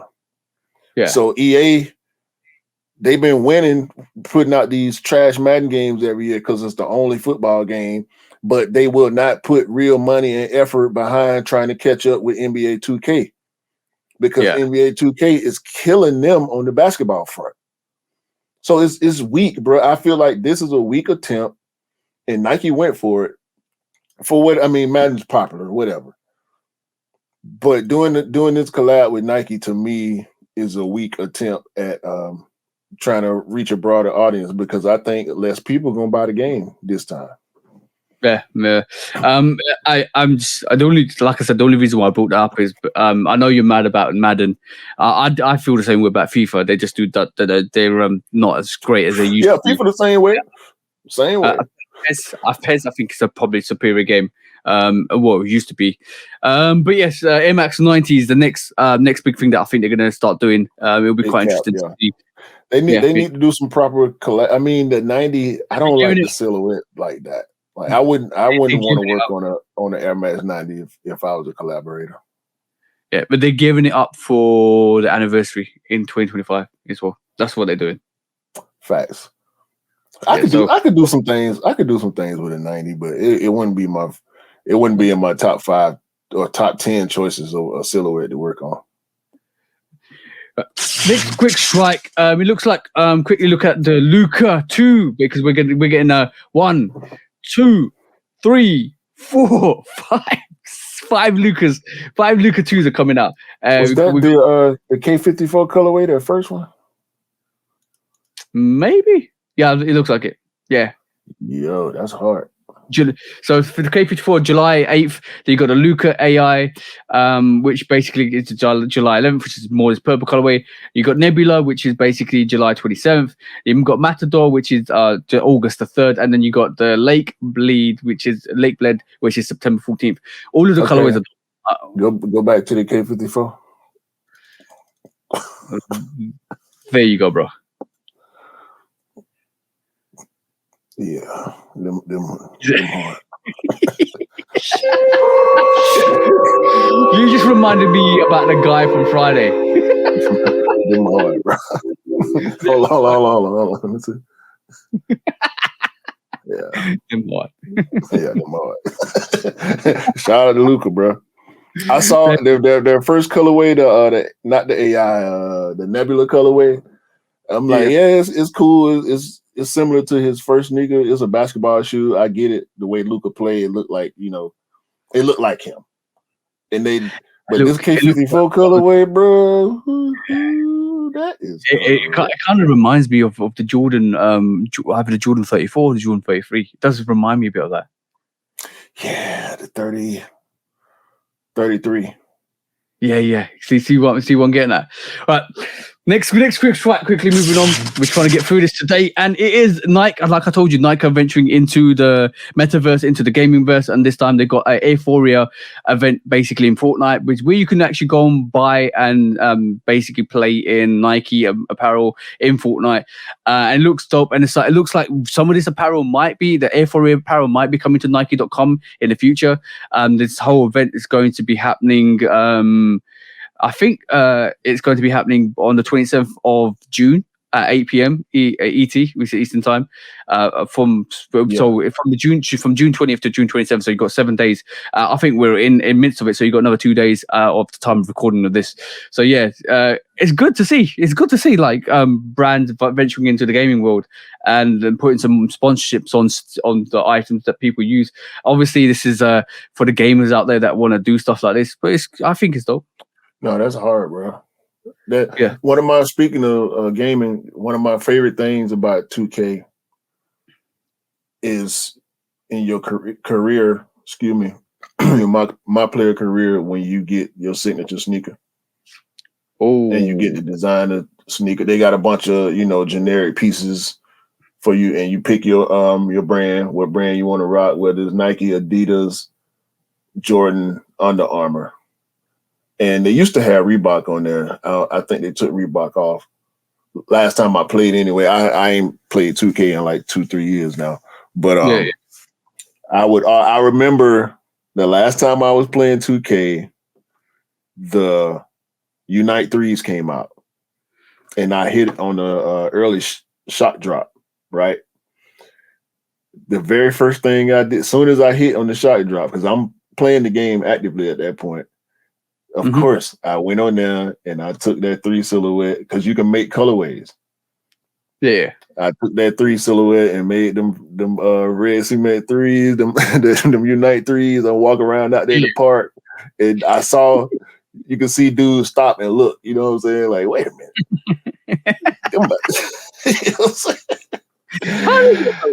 But yeah, 2K is, in my opinion, the best game when it comes to, like, if you want to do sneaker stuff in a video game, play 2K. Because they got all the sneakers on there, bro. New stuff, old stuff, and you can make colorways if they ain't. Bro, I had so many ones. Oh my god, all the ones. Can you imagine? Can you imagine some of those designs actually coming out on for real life, and people like, well, I designed that in 2K. I'm pretty sure I had some. No, I made the red suede 5s. Yeah, I might have made the Raging Bulls too. Ain't no telling. I used to I would sit there for an hour just making shoes. You shoe dog you. For real, bro. I love that, bro. Listen, I just said I'm playing No Man's Sky right now. No Man's Sky is a chill game, bro. I'm just chilling. You know what I'm saying? You got some tense moments or whatever, but like I love chilling, bro. Like I was just telling my partner, I'm at the stage where I don't want to play a game if I got to lean forward. I wanna, that's dope. Just chill back and just play the game. Yeah, I want to play BioShock again. I ran through BioShock when I discovered it. First, second, and third game as well. I played the third game when it actually came out, so I might want to go back and play BioShock 1, 2, and 3 again. I love those games. Very good. Yeah. Next quick strike. Quickly moving on. Bro. AI is really telling us what Nike need to do and Jordan Brand need to do, because like let's look at this AI generated Marvel Air Jordan 1s. And if you're listening to this, go and check out, or go and Google AI generated Marvel Air Jordan 1s, or go to Complex Sneakers and you'll see the post there. Because bro, let me just tell you, the Iron Man Jordan 1s. Only reason I like that is because it's Hulk colorways. Yeah, bro, you like the Hulk colorways on this, yeah? I said Hawks colorway. Okay, cool. Red, gold, and black. Yeah, bro, that's dope. That's dope. That the Captain America, it looks like it's an extended high, but I still think that dope. That star at the back is dope. Yeah, that's just how the AI works. Yeah. Thor Jordan 1s look a bit like Bloodline. Look a bit like the Bloodline. It's red stitching. It looks like the Bloodline PE, but it's red stitching instead of the extra piping. That's exactly. That's fine. I like that. I love the Hulks. That's dope. Yeah. If they, dope, especially dope. with the dirt effects. Yeah. Dope sneaker, bro. They need to, like, if Jordan Brand releases a sneaker like this, I will definitely get that. Oh, you got the Spider-Mans. Nah, I stick with the Spider-Mans we got. That's okay though. There's better than the utility. That's all I'm saying. And then obviously you got Groot, more of like a shadowy colorway. Cool gray colorway. Olive, gray and olive. Yeah. I think it could be brown. Doctor Strange. Those Strange. Those look better than the Spider-Mans. Hey? Those look better than the Spider-Man one. Did you see how AI generated that upper on that? It looks like blue edge. Yeah, blue edges. It looks like the LA to Chicago's blue edges, which I think and they probably would be wear away because it's Doctor Strange. Yeah, the red wears away into the blue. Dope. Black Panther ones. Bro, look at the leather. Why they make the leather look like that, man? Because they make the leather look like that, bro. Oh, Loki. Yo, iridescent Loki. This look like the Jasmine. Hey? Jasmine. Remember we was looking at Jasmine Jordan ones, the gold ones with the green? Yeah, that's hard. The iridescent green and gold. Now see, this is where, see how they did the monotone bottom, like the Shattered Backboard 3.0? It works here. I think with the Shattered Backboard, it's just too much black. I don't think this is monotone midsole outsole. Gold. So it's selling gold now. Yeah, bro. Yeah, bro. Oh my god, bro. We knock. I'm gonna say this. I'm gonna say this with my chest. We knock Jordan Brand. We knock Adidas all the time for doing Eminem, like all of these, like Simpsons and all of that stuff, right? One thing I need Jordan Brand and Nike to do is to show us how to do it properly. Like we just talked about it last week with Samuel Jackson. What if he had, got in with Nike? Would we have Nick Fury and other Marvel Jordans and Nikes? This is it, right? I'm not even talking about these Jordans and Nikes. I'm talking about, like, every time I see the Shatter Backboard 1, I think of Dragon Ball Z, and I'm thinking about Goku. Bro, I just, there's so much potential, especially with the Jordan 1 silhouette. There's so much potential there. If they did it, I think that's dunk stuff, bro. Bro, even dunk. That's dunk stuff. Bro, the Gundam dunks, right? Dope, bro, dope. They need to do more. Ben and Jerry dunk. That's dunk stuff, bro. SB dunks are that for Nike. You know what I'm saying? The SB dunks they got the license to do whatever. In the public opinion, we're never mad at how crazy a dunk is, but we get mad at crazy Jordan 1s all the time. Mm-hmm. We get mad at crazy 4s all the time. You know what I'm saying? Do you think it's because of the lineage? I don't know why it is, bro. It looks like dunks get freedom of expression, then Jordan 1s. I think you're right. I think you're right. I think it's cultural because of what the Jordan 1 represents. Michael Jordan ain't that.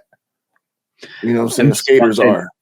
But that's not a bad thing about skating either. Skaters is more skaters is more of a flair, inspirational kind of event. You gotta have style. You gotta bring a street cred.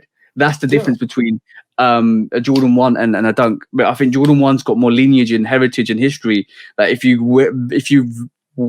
stray off that path, the people look at it in a bad way, because I was like, no, but Michael Jordan wouldn't do that. I want OGs, but when you go to dunks and dunks highs and lows and stuff like that, it's a bit different. See, this is what I mean. Reebok Street Fighter, Reebok Club C. Bro, look at this. Tell me this ain't dope. Oh, that looks dope though. The threading on that looks dope. That's ridiculous, bro. Oh. That's Ryu wearing a Reebok. I was about to say that. You're basically gonna get This is Ryu. If Ryu was a shoe, this is exactly what this is. Reebok did it. You know what I'm saying? This is how you do. Not that Adidas always does it wrong. Yeah. Because it ain't like all the blogs picking up the Ryu Club C's, right? We might be one of the only outlets that's gonna even mention this shoe. You know what I'm saying? And I'm gonna post it on IG. I'm not gonna buy it. Yeah. You know what that reminds me of? Sorry to cut you up, bro. Go ahead. That literally looks like Ryu's just won the tournament and this is the sneaker he won it in, and he's actually worn it. That's what's so special about that. And see, remember how we trashed the pre-beat, the pre-cracked, and all that stuff, right? The shoes that come looking like you just pulled them out the trash can. Yeah. This to me is also that, and I might be nitpicking, but this to me is also that concept done right, because it's representing Ryu. It's not just some shoe that we dreamed up out of thin air because I was walking downtown LA Road and I saw, you know what I mean? No, this makes total sense. Yeah, you can imagine that Ryu, Mike Tyson, the M. Bison in this sneaker. Exactly. You know what I'm saying? Speaking of Mike Tyson, M. Bison, we know M. Bison was supposed to be Balrog. Name originally, and Balrog is based on Mike Tyson. So yeah. Full circle moment right now. No, little side note. Sidebar. Who are you facing? Mike Tyson or M. Bison? Mike Tyson, because I can lay down. I can lay down and it'll be over. Fatality. No. See, with Mike Tyson, you know, he gonna hit you one time and then you're gonna live.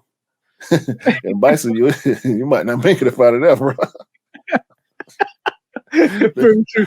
You can throw Mike Tyson. Let him swing and just fall down. One of the glitchiest bosses of all time, bro. M. Bison, boy. I used to hate M. Bison, boy.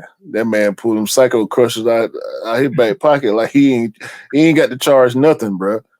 He ain't walk backwards or block or nothing. He walking forward and then just do a psycho crush. That ain't how that work, bro. You got to go back forward. That ain't how that work. All right, cool. If you had to pick a fighter from Street Fighter and a fighter from Mortal Kombat, who would you face? Who would you have against each other? Scorpion and Ryu. Duh. No, I'm sorry. Liu Kang, Ryu. Ooh. Poster boys. And of course, if I'm gonna do the two poster boys, I gotta do Shao Kahn versus M. Bison. Not Shang Tsung. Shang Tsung was trash on the first game. He was difficult, but he was trash. Goro was trash. Motaro was hard, but Shao Kahn, the Shang Tsung from Mortal Kombat 3 was cool. The young Shang Tsung, but Shao Kahn. But do you remember the first time you saw or fought Shao Kahn? Yeah. Bro, with that hammer, bro, the shoulder block. Oh man, Shao Kahn's a beast, man. All right. Let's go through. Let's get through this last quick fight. This is sports and gaming and is we're gonna have to change the name of the podcast, bro. It's a variety pod. The variety show podcast. The variety pod. Yeah.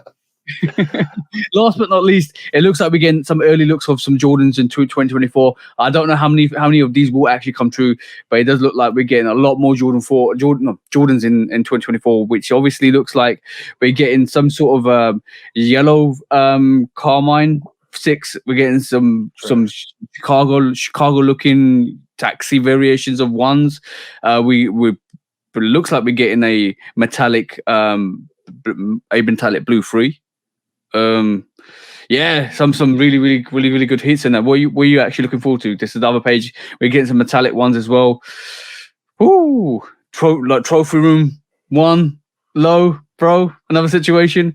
Reimagine 4s. I mean, it looks like they might be got a release date there, 17th of February. Olive 5s. There's some heat coming up, bro. You're not gonna act like the white and green 5 ones sitting there, but you ain't got to go back. No, you ain't got to go back. Don't worry about it. Yeah, it's okay. I'm looking at the UNC 9s. I kind of want to be looking at the metallic blue low OG 1s. Yep, I see that. And you got the new. Hold on. Haven't they already released the neutral gray 1 lows? We talked about that already, bro. That was like 6 parts ago. As soon as I saw it, I had to call it out. Another one. I already got that shoe. This is supposed to be the 85 though. Yeah, it's supposed to be the 85 cup. Yeah. And it was obviously the 4s, possibly the 14s. Yep. 14 so under 14 low. 17. I'm sorry. 17 low. 17 low. Yeah, I'm definitely trying to get those 17 lows. Dope. But yes, it looks like we're having some rumors. I don't know. You know what? I hope some of these rumors are true, or some of these looks are true, because obviously it looks like one thing that's still disappointing me is the Raptors and the Bordeaux 7s aren't on any list at the moment. Hey man, It is what it is, bro. Beggars will be choosy. And we're choosy, bro. We're choosy, bro. That was a quick strikes for this week. We got two main subjects where we can actually quickly roll on to. First one being, what do you want to talk about first, bro? First main subject. Shall we talk about Paris Fashion Week? Yes, that's right. Pharrell Williams, LV creative director. Yo, bro. Let's round of applause for Pharrell Williams, bro. That was absolutely awesome. Some of the tribute to Virgil as well in that, and some of the uniqueness to those designs that came out, bro. You know what? I heard a lot of things about people saying some of the inspiration for that came from Puma, and all of that stuff, and I was like, just leave them guys. Yeah. I mean, that was obvious. You know, that's low hanging fruit. But I just want to shout out Pharrell, bro. I ain't got nothing bad to say about none of this. We could talk about the silhouettes themselves and you know what they may or may not be taking inspiration from, but that's not the point. Pharrell did this. He did this at the highest level.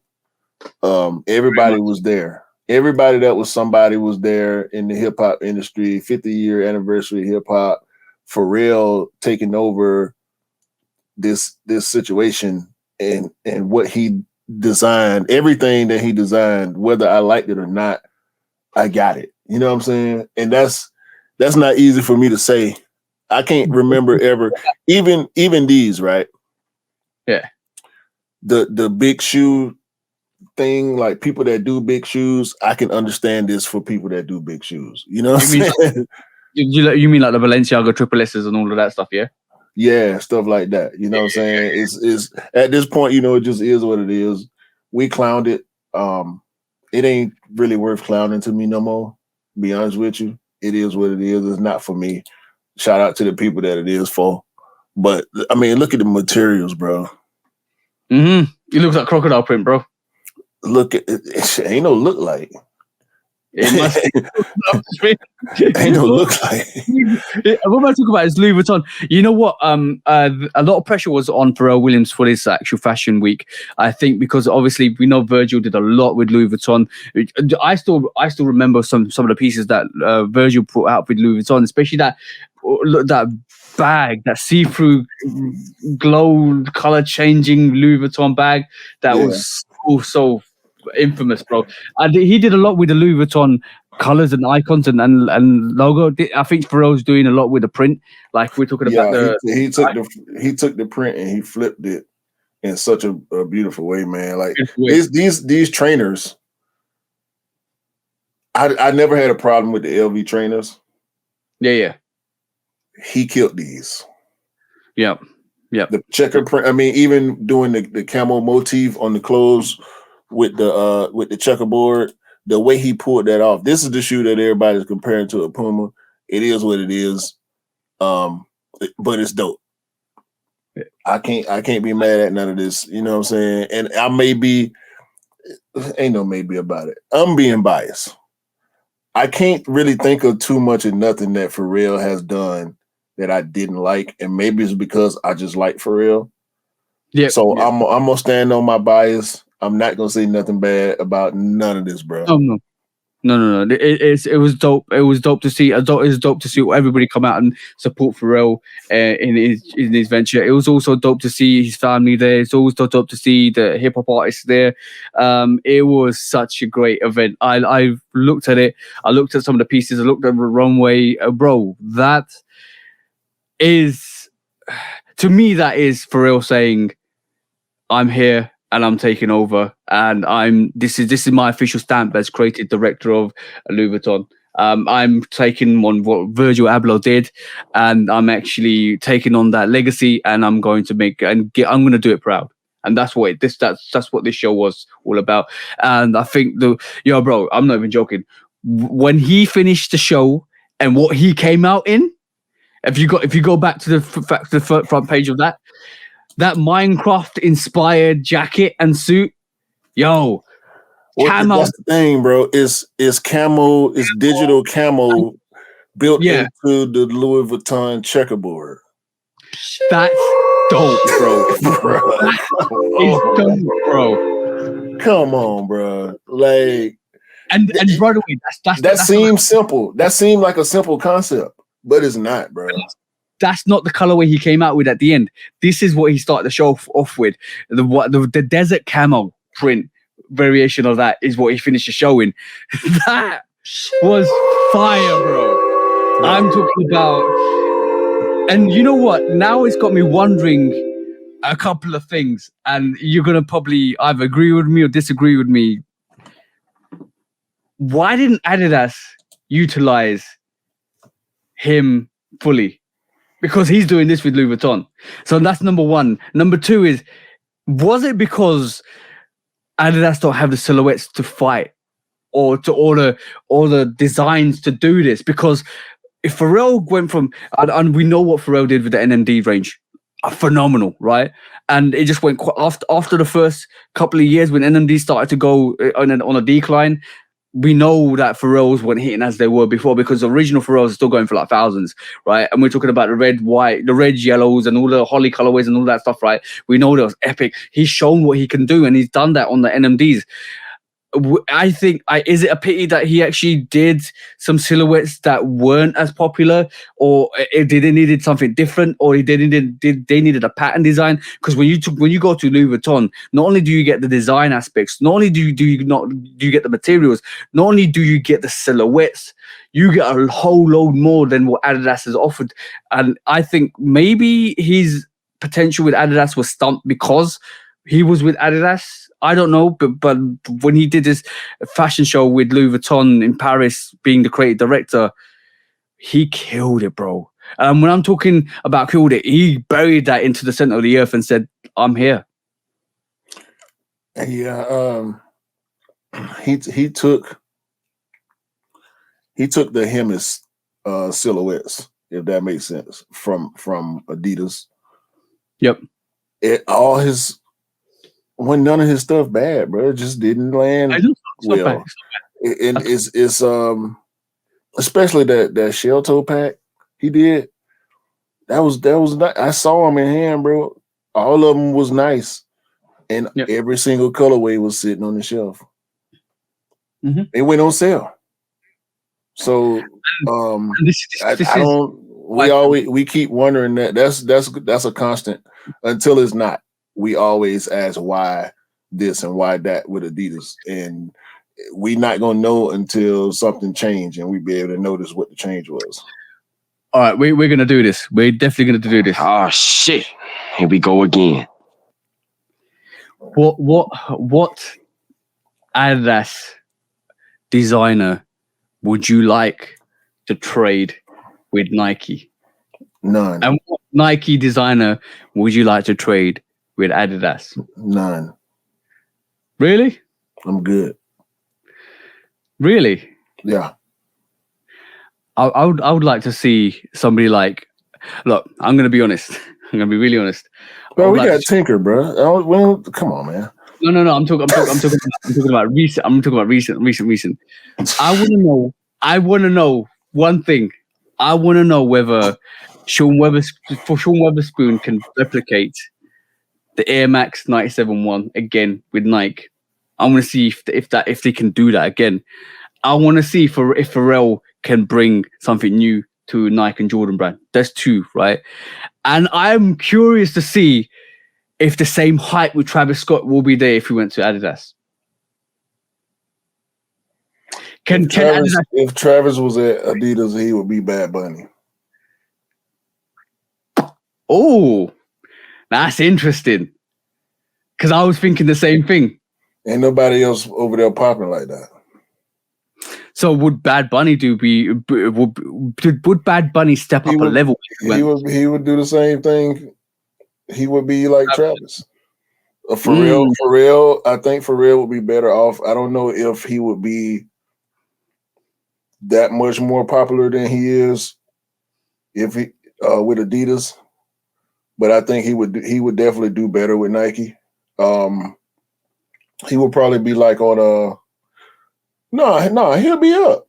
He would be up. I want to see what he brings.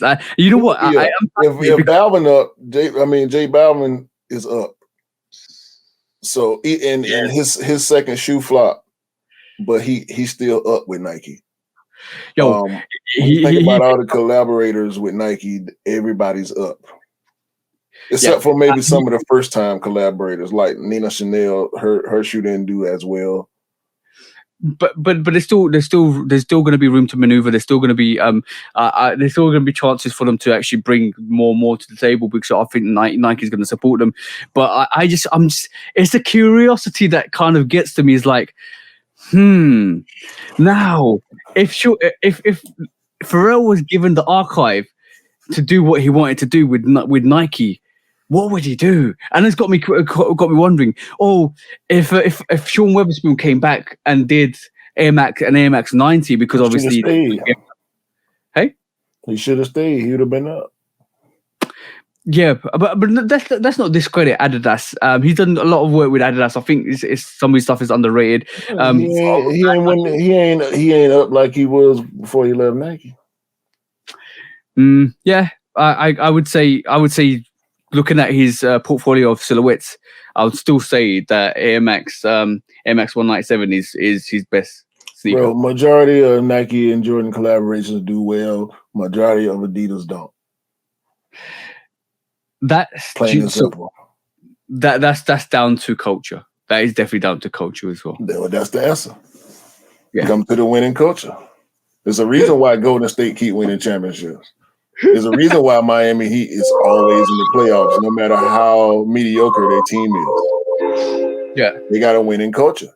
There's a reason why it don't matter who the Knicks get, they ain't going that far. Same thing with my Hawks.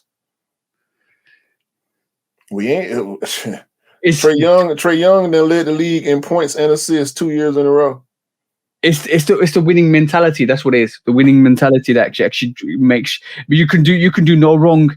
If you got that if you got those winners mentality, you could basically you'll get you there. It'll get you there because you know you've been there, you've done it, you've got the experience to do it. Yeah. Okay, but yeah, I'm just fascinated. I obviously this is the reason why we have these discussions, bro, is just to kind of see who, it's like you imagine having just thought of something.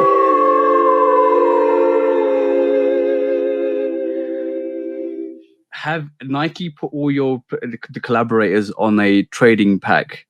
And Adidas and Puma and Reebok, all of you guys put your collaborators on a trading pack, and basically do it like Pokemon. Whoever you can start trading your collaborators between each other, and start mixing collaborators. So every collaborator is independently self-employed.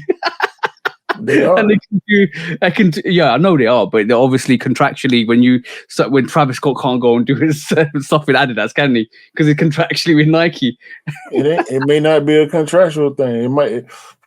Some of these collaborators might be on a project to project basis, but it would be stupid for you to have a collaboration this year, not get one for 8 months, and then decide, well, I'm gonna just go no, because maybe in the 10th month your next Nike call would have came, but now Nike ain't gonna call you because you done went over there. We know how it go, bro. Yeah. We know how it goes. Definitely how it goes. All right, cool. Sean Weatherspoon, Jerry Lorenzen, they dead to Nike. I promise you. Yeah. No love lost there, bro. Next main subject. All right, cool, bro. So, bro, there's no beating this company anymore. Like we've gone from laughing at mischief to now celebrating the successes. I'm gonna say. Let me say one thing. They've just upped their game. Collaborations now, bro. Collaborations with artists and cross-brand collaboration. Yeah. This makes 100% perfect sense. Crocs, yeah. Mischief, Big Yellow Boot. Yeah. Yes.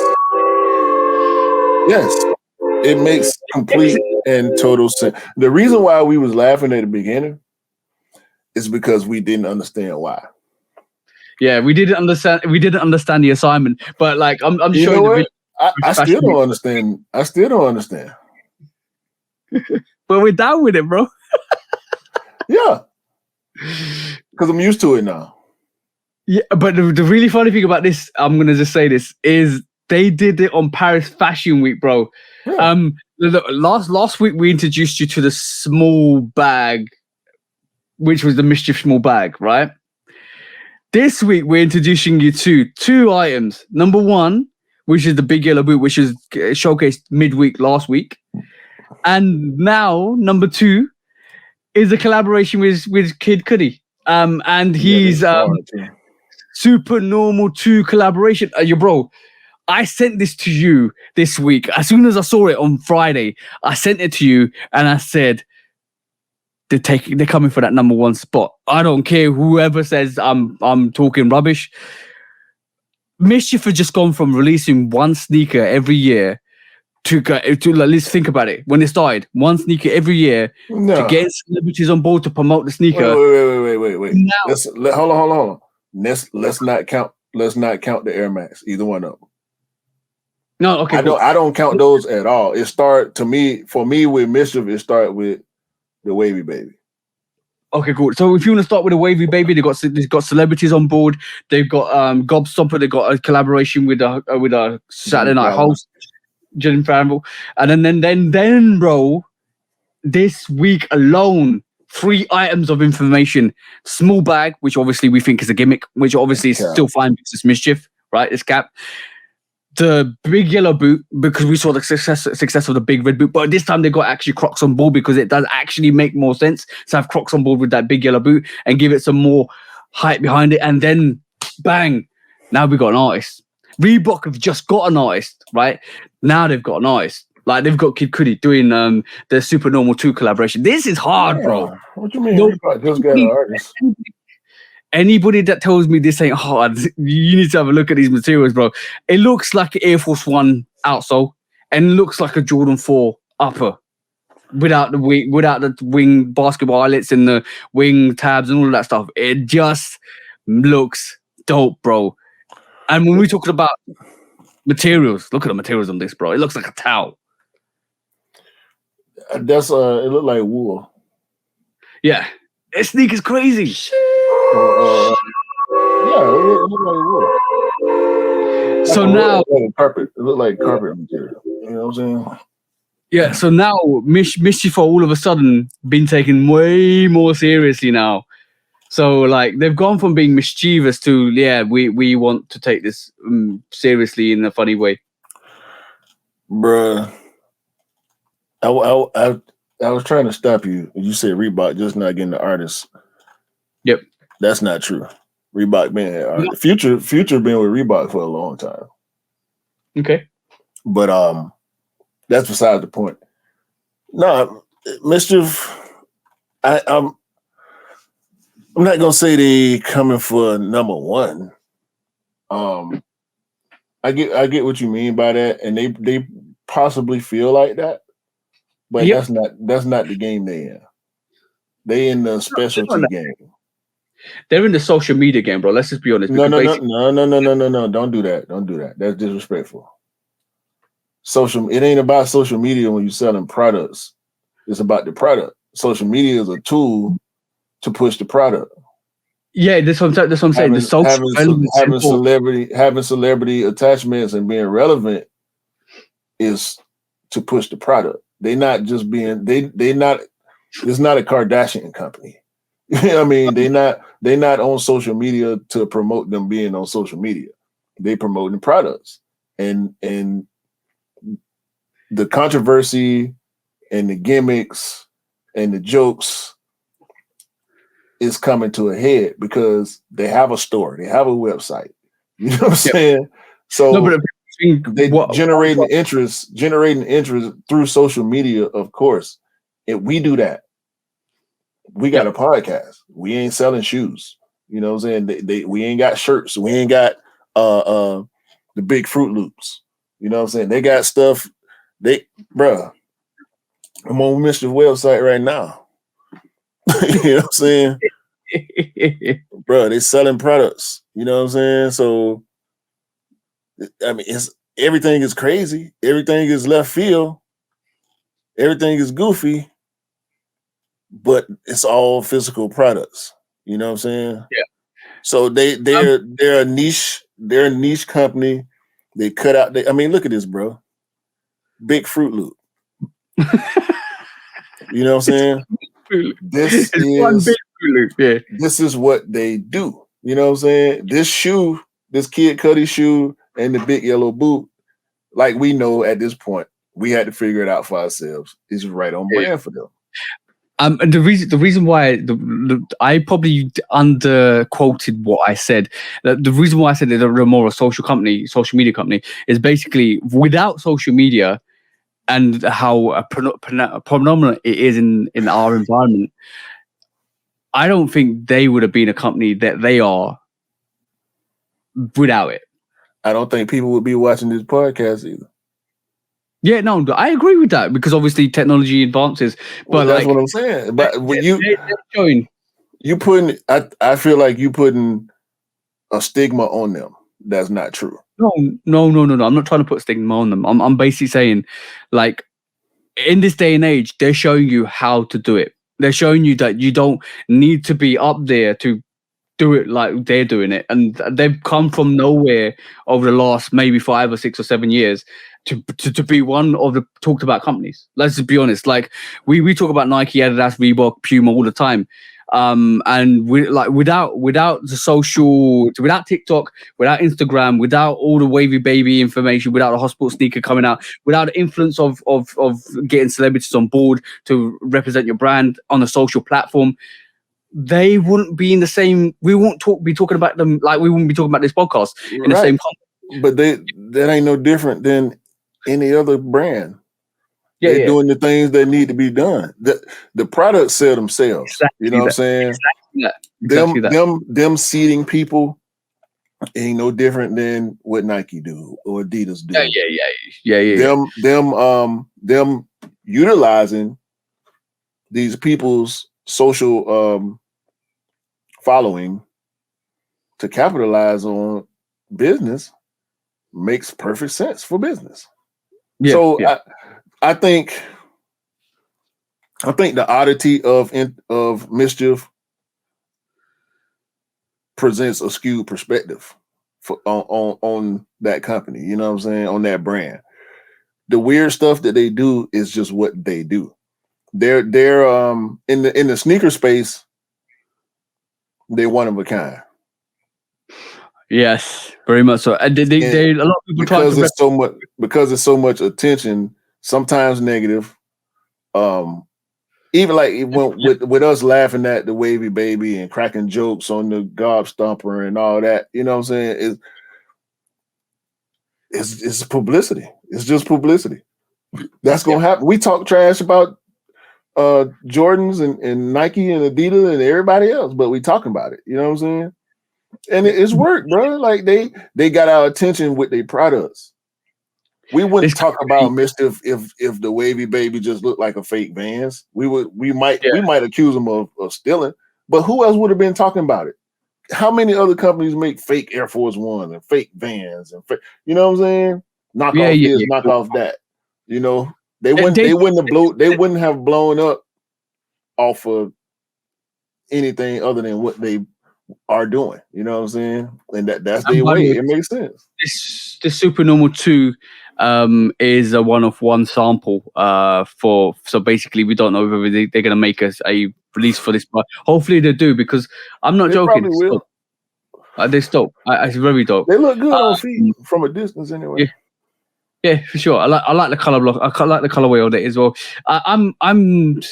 I'm saying the reason why I said they're going for the number one spot is because I feel they're the most relevant company on the platform at the moment, like in terms of the fact that they're pushing out what they're pushing out. We're talking about them. We always talk about Nike. That's like a second heartbeat. But when we talk about mischief, like the amount of crazy stuff they're coming out with, and let's just be honest, everything they're coming out with is hitting with people, both product wise and socially. We're talking about the big red boot flew, bro. Like nobody, we kind of laughed at it. And then we retracted our laughter, and we're like, okay, I see. And they have made a lot of people take back a lot of their words. Let's just be honest. See what they're doing is they sprinkling in everyday footwear with the foolishness.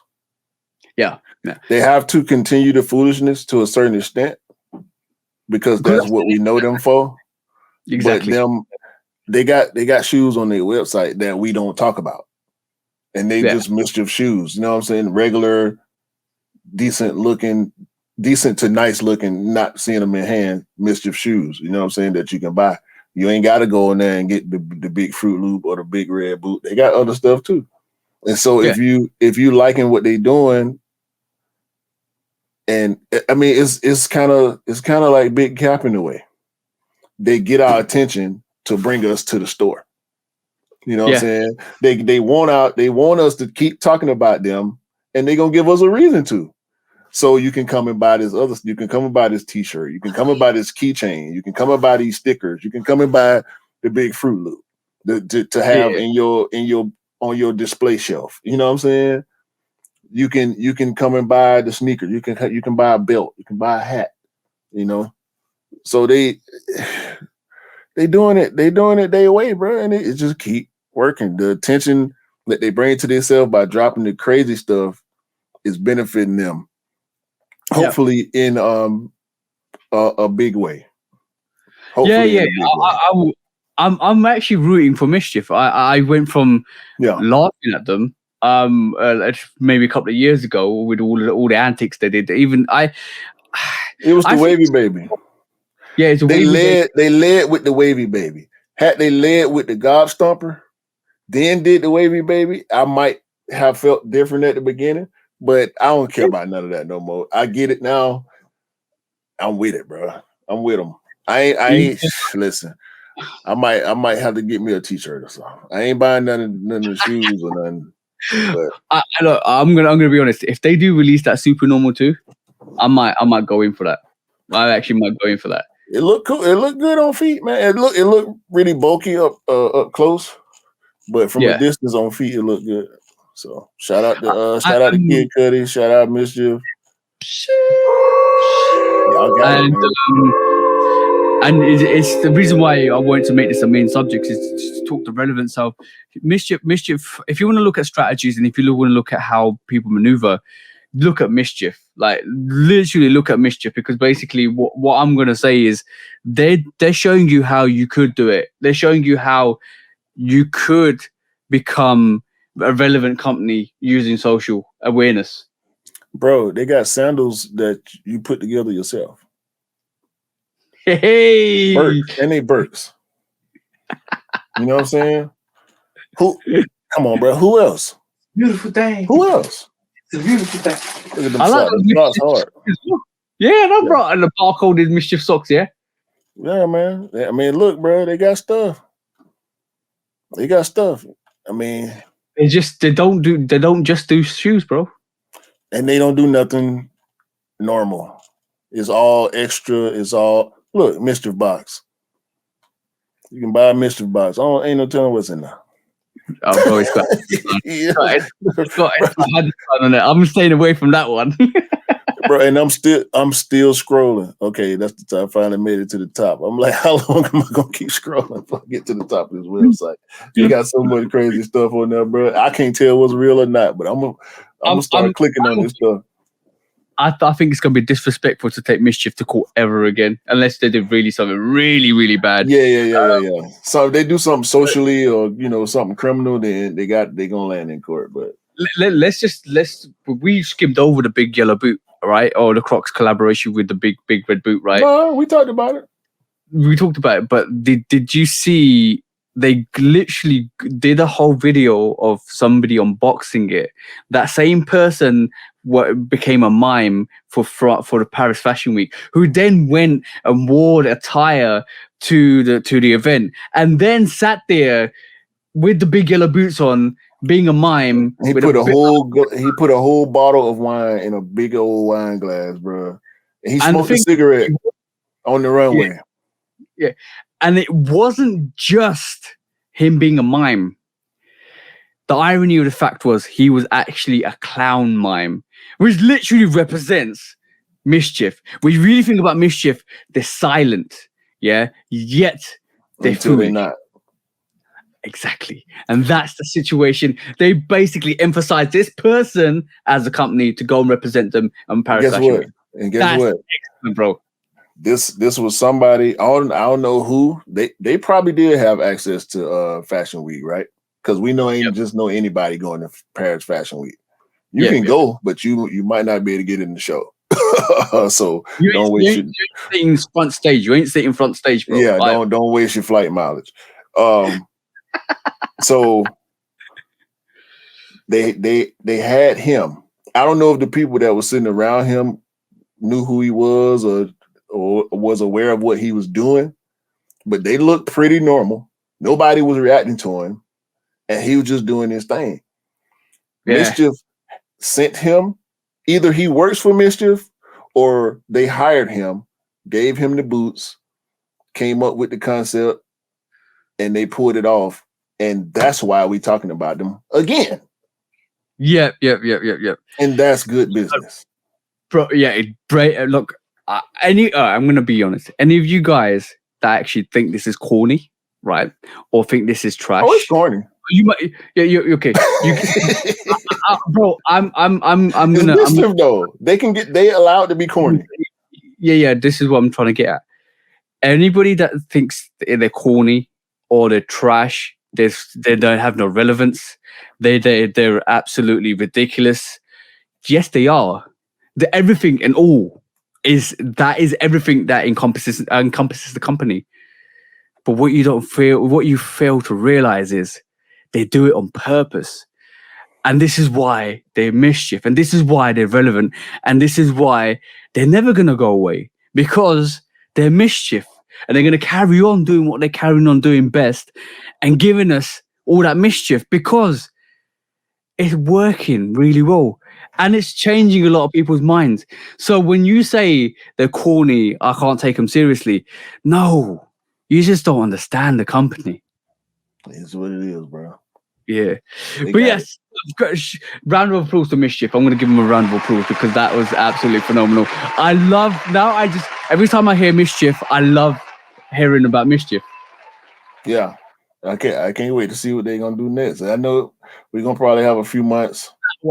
That one right there is the reason why we're in love with Mischief, because we can't wait to see what they're gonna do next. Ain't no telling what they're gonna do, bro. They might make a car shoe with actual wheels on it, and we're gonna be like, and we're gonna be with it.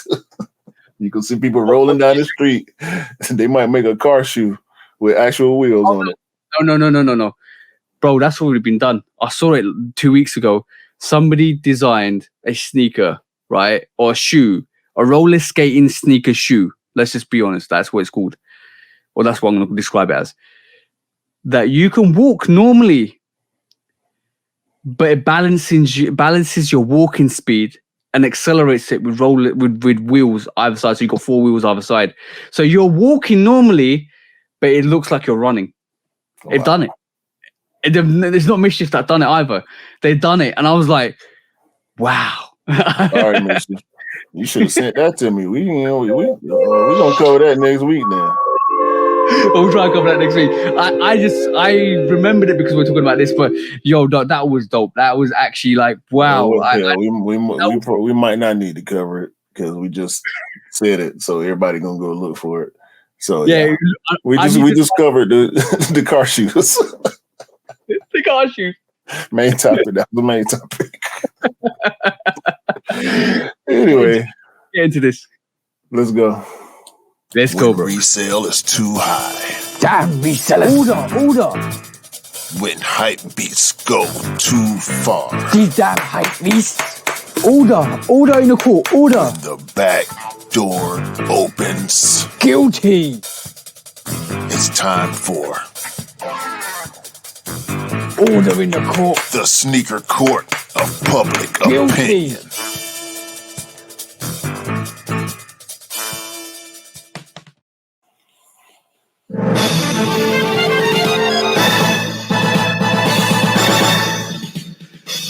Guilty. Welcome back to Sneaker Court of Public Opinion with me, Judge Public Opinion, and Executioner. What's up, bro?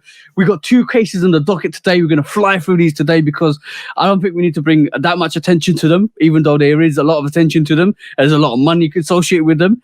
Apparently, it looks like because resale is dying, resellers are getting desperate on the situation, on the scene.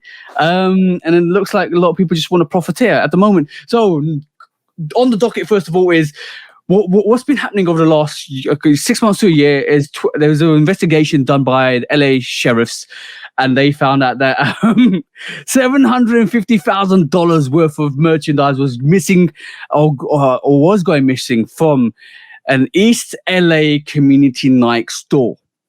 Mm-hmm. And obviously, you can see on the screen, if you listen to this, go and check that actual clip out on Nice Kicks. Basically, it looks like people are stealing stuff from the store. It looks like it's open. It looks like it's off hours. Yo, bro, a 12-gang ring was arrested for this. $750,000 worth of merchandise missing, bro. Yeah, this ain't this a whole nother meaning to the word cook group right here. Because we saw a video. They're not a cook group. It's a crook group. Crook group. Yeah. we saw this video that's attached to this report last year. The guys running in, grabbing stuff, and running out of a Nike store. Yeah. And some of because we joked about it because somebody was recording that. We don't know if it was an actual store employee because it did look like it was after hours. So why was the employee in the store? And if you're a part of this crew that's boosting from these stores, why would you be standing there recording everybody? Even though the guys had masks on, that's breaking protocol, bro. Forget about back door. This is extreme back door. This is a 5-finger door. Yeah. They ran straight in the front, started clearing racks and ran out. It didn't take long, but listen, man, I ain't got no love for people that do this kind of stuff, man. How can you rack up $750,000 worth of? It ain't like they kept doing it. They was probably hitting multiple places and whatnot, you know. And I don't doubt that the store or the company would inflate the losses. Nah. You know, insurance gonna cover it. So inflate the losses, probably throw in, you know, other thefts in with those, you know, smaller thefts, throw all that stuff in together in this one big pot. You know what I'm saying? Yeah. Just to clear it off the books, get the insurance money for it. And probably the majority of these guys gonna be in some big trouble. But yeah. Definitely. So like why do you think it's increasing now? Because do you reckon there's no money in resale anymore, that people are getting desperate, that they want to kind of keep? I don't think it's that. I mean, resellers getting jobs and figuring out other ways to get off their product, and also downsizing how much they spending on stuff and being more picky. But I don't think this got nothing to do with that part, because these dudes still in merchandise. They wasn't still in sneakers. They were still in apparel. So I imagine either they selling it bulk, probably keeping some of it, maybe rocking a little bit of it. I don't know. They're probably getting off of it bulk to one person though, or one entity. I don't think this got nothing to do with resale though. This boosting been a thing forever, and it's gonna still be a thing. I was talking to somebody last week about the low life culture. people that love polo. Yeah. Boosting has been a big thing in the low life culture. Like they ransack department stores regularly. You know what I'm saying? Just taking anything that had Ralph Lauren or polo on it, it was out of that. Unfortunate inspiration for this is actually kind of migrated to the UK because a lot of people are doing that in Oxford Circus recently or last year. But on this, bro, there's nothing we can say about this first docket because I'm going to say guilty for your 5-finger discount because the 5th of justice actually racked you down and you're being caught. The 12-person crime ring is busted. Thankfully enough, hopefully this doesn't carry on. What is your judgment, bro? What would you like to see happen to them? They just need to get the time they deserve, bro. And obviously they're gonna be banned from any physical Nike stores throughout the country. So no more Nikes for you. Yeah, you ain't gonna be able to walk in a Nike store ever again. Wear some sandals instead. Go to Mischief. Them birds, man. Guilty. Okay, cool. Next up is another court case, and this time the figures are even more higher, bro, because it looks like this picture is obviously Photoshop. This is the most horrible Photoshop picture ever. Yeah, it's not the Drake's new collaboration. Don't worry, guys. It's no, it is. It is. Is it? Yeah. Oh yes, you're right. It was because the coding on the actual boxes was the codes for the Drake's new collaboration. Drake's probably wondering where's all my sneakers gone. 7 million worth of sneakers was found in a warehouse again in Los Angeles. What is happening in Los Angeles, bro? Is it too hot down there or something? Everybody lost their mind. It's LA, bro. It's wide open. There's all type of activity going on. There's a lot of people. There's a lot of moving parts. There's a lot of money. So it's the beach. It's the sun.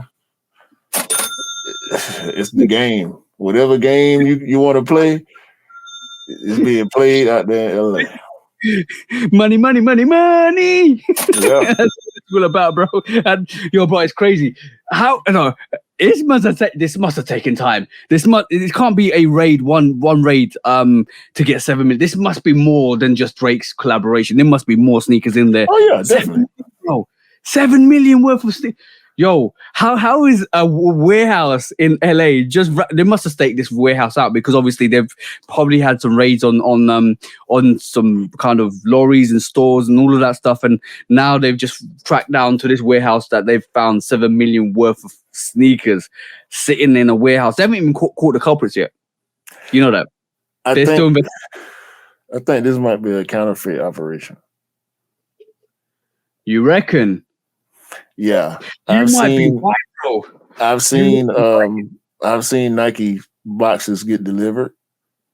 Mm-hmm. They don't look like that.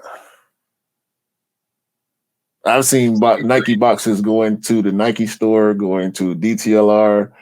I've seen guys walking through the malls with the hand trucks full of big boxes going to Foot Locker and Finish Line.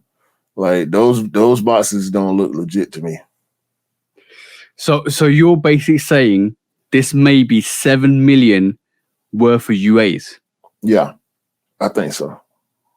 I didn't even think about that. You're right. It could be. Most possibly likely is because it's the quantity in that warehouse doesn't make sense. And Nike haven't really said anything. Yeah, I don't know about this. Even though I think Nike learned their lesson from the first couple of Memphis situations. Mm-hmm. I don't think they'll speak out on any further activity like this. But I mean, they ain't nothing too specific about this report. Yeah. So just seeing that style number is what triggered that's somebody saw the style number, look it up, it's the Drake shoe. That don't mean it's real because fake boxes got style codes and all that on them too. So what we're actually saying now is that this might be a coordinated operation with Nike and with LA or any other county districts to basically crack down on resale. No, that's what you're saying. No, not resale. UA on UAs. I mean, that's what you're saying. I'm not saying none of that. That's what I'm saying. That's what I'm definitely saying. I mean, we don't know. I mean, obviously, cities and counties, law enforcement don't rock with bootleggers. Mm-hmm. We've seen this a lot. I've seen flea markets get busted. Whole flea markets get shut down because it's 20 guys and they're selling fakes. You know what I mean? And they just they pull up in a bus and they shut everybody down. They take all their stuff. They get locked up. They have to pay a fine, and they got to figure it out from there what they're gonna do for a living. Bro, that's probably something like what this is. They got word from somebody that knows somebody that got locked up, and he told, and exactly. Forget about the Men in Black. Here come the Men in Nikes. Right, because I mean, how you gonna get $7 million worth of shoes stolen? You must be stealing whole containers. Yeah, exactly. So that now makes more sense because I kept wondering how have they managed to get 7 million worth of stock? Right, stolen, and we haven't. Nike hasn't said anything about it or batted an eyelid to it.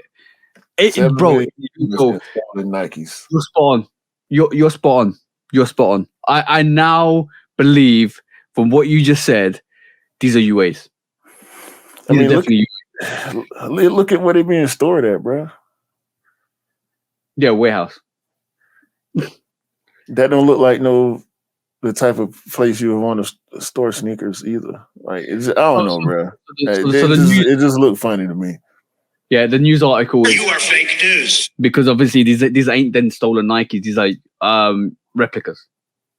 So the story that is put out there was 7 million stolen Nikes, which is probably not the case then, because then it means if the reality of the situation is that they are UAs, then it just means that they have busted a big UA racket ring.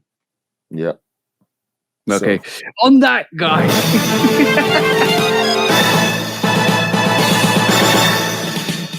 Guilty gone executioner. What kind of charge you want to give these bootleggers or these 5-finger discount merchants that stole 7 million or have racked up 7 million worth of sneakers, and they're going to kind of distribute it to us, either the UAs, which is absolutely bad. Obviously, we don't want UAs in our kind of environment, or they're actually stolen them from the public to resell for early. What do you reckon, bro? What are you going to give them? Similar judgment to the last case, but this time we just going to shut you all the way out from Nike. So all you can wear is UAs. Enjoy all your fake air bubbles with no air in them. All you can wear is that plain white unbranded T-shirt on the back of your neck. That's it, bro. Play stupid games, win stupid prizes.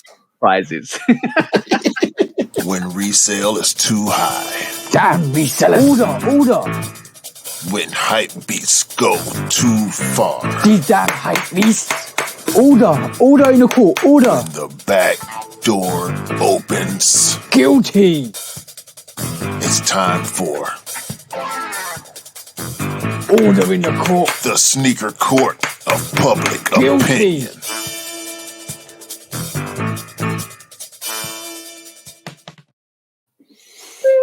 So many fakes. And this is why, when we talked about it last week, on last week's podcast, we said UAs, hey, don't mess about, because UAs and mock-ups and UAs and stuff like that. The UAs went from me growing up to UAs come out months and months after because they want to get a sneaker to like, oh yeah, you got to get them within 2 months. Oh, now they're on top of the game. You got to make sure you get them from official retailers because you might get sucker punched because of UAs have actually doing pre-orders. Listen, bro.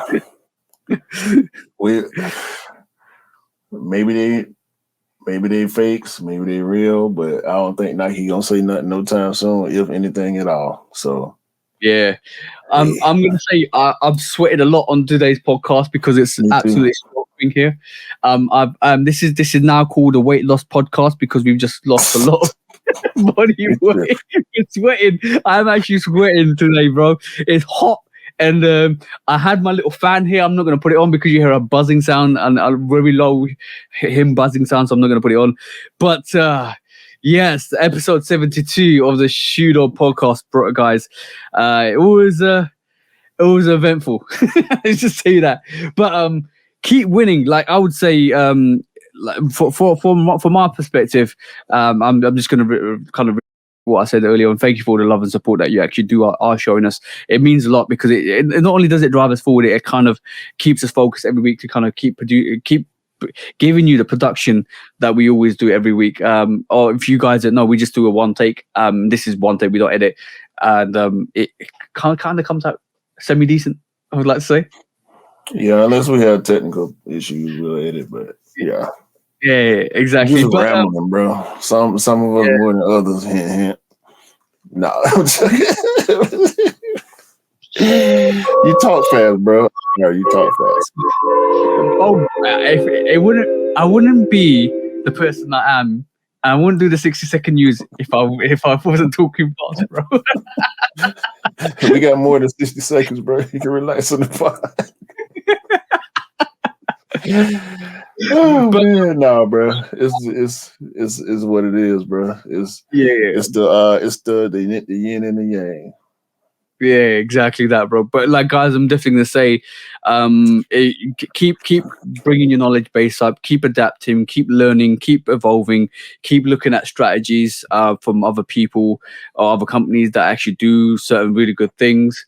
Learn and adapt, and keep evolving and keep being excellent. That's the message for today.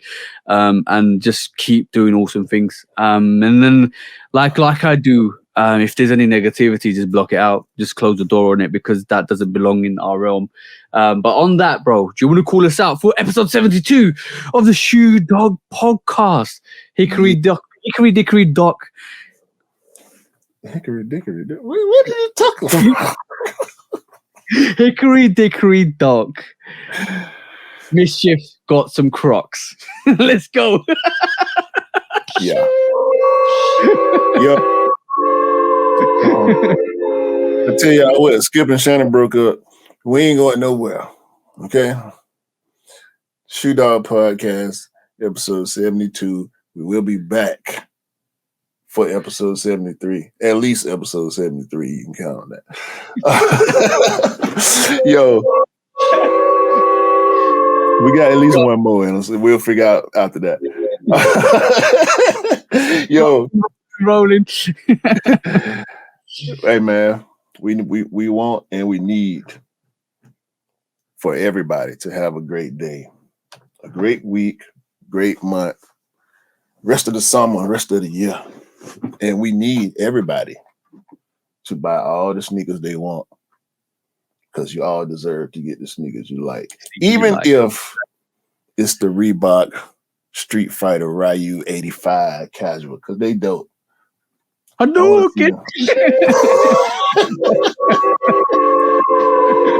This is Shoe Dog Podcast, man.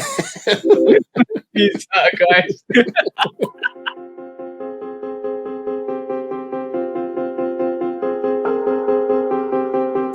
guys.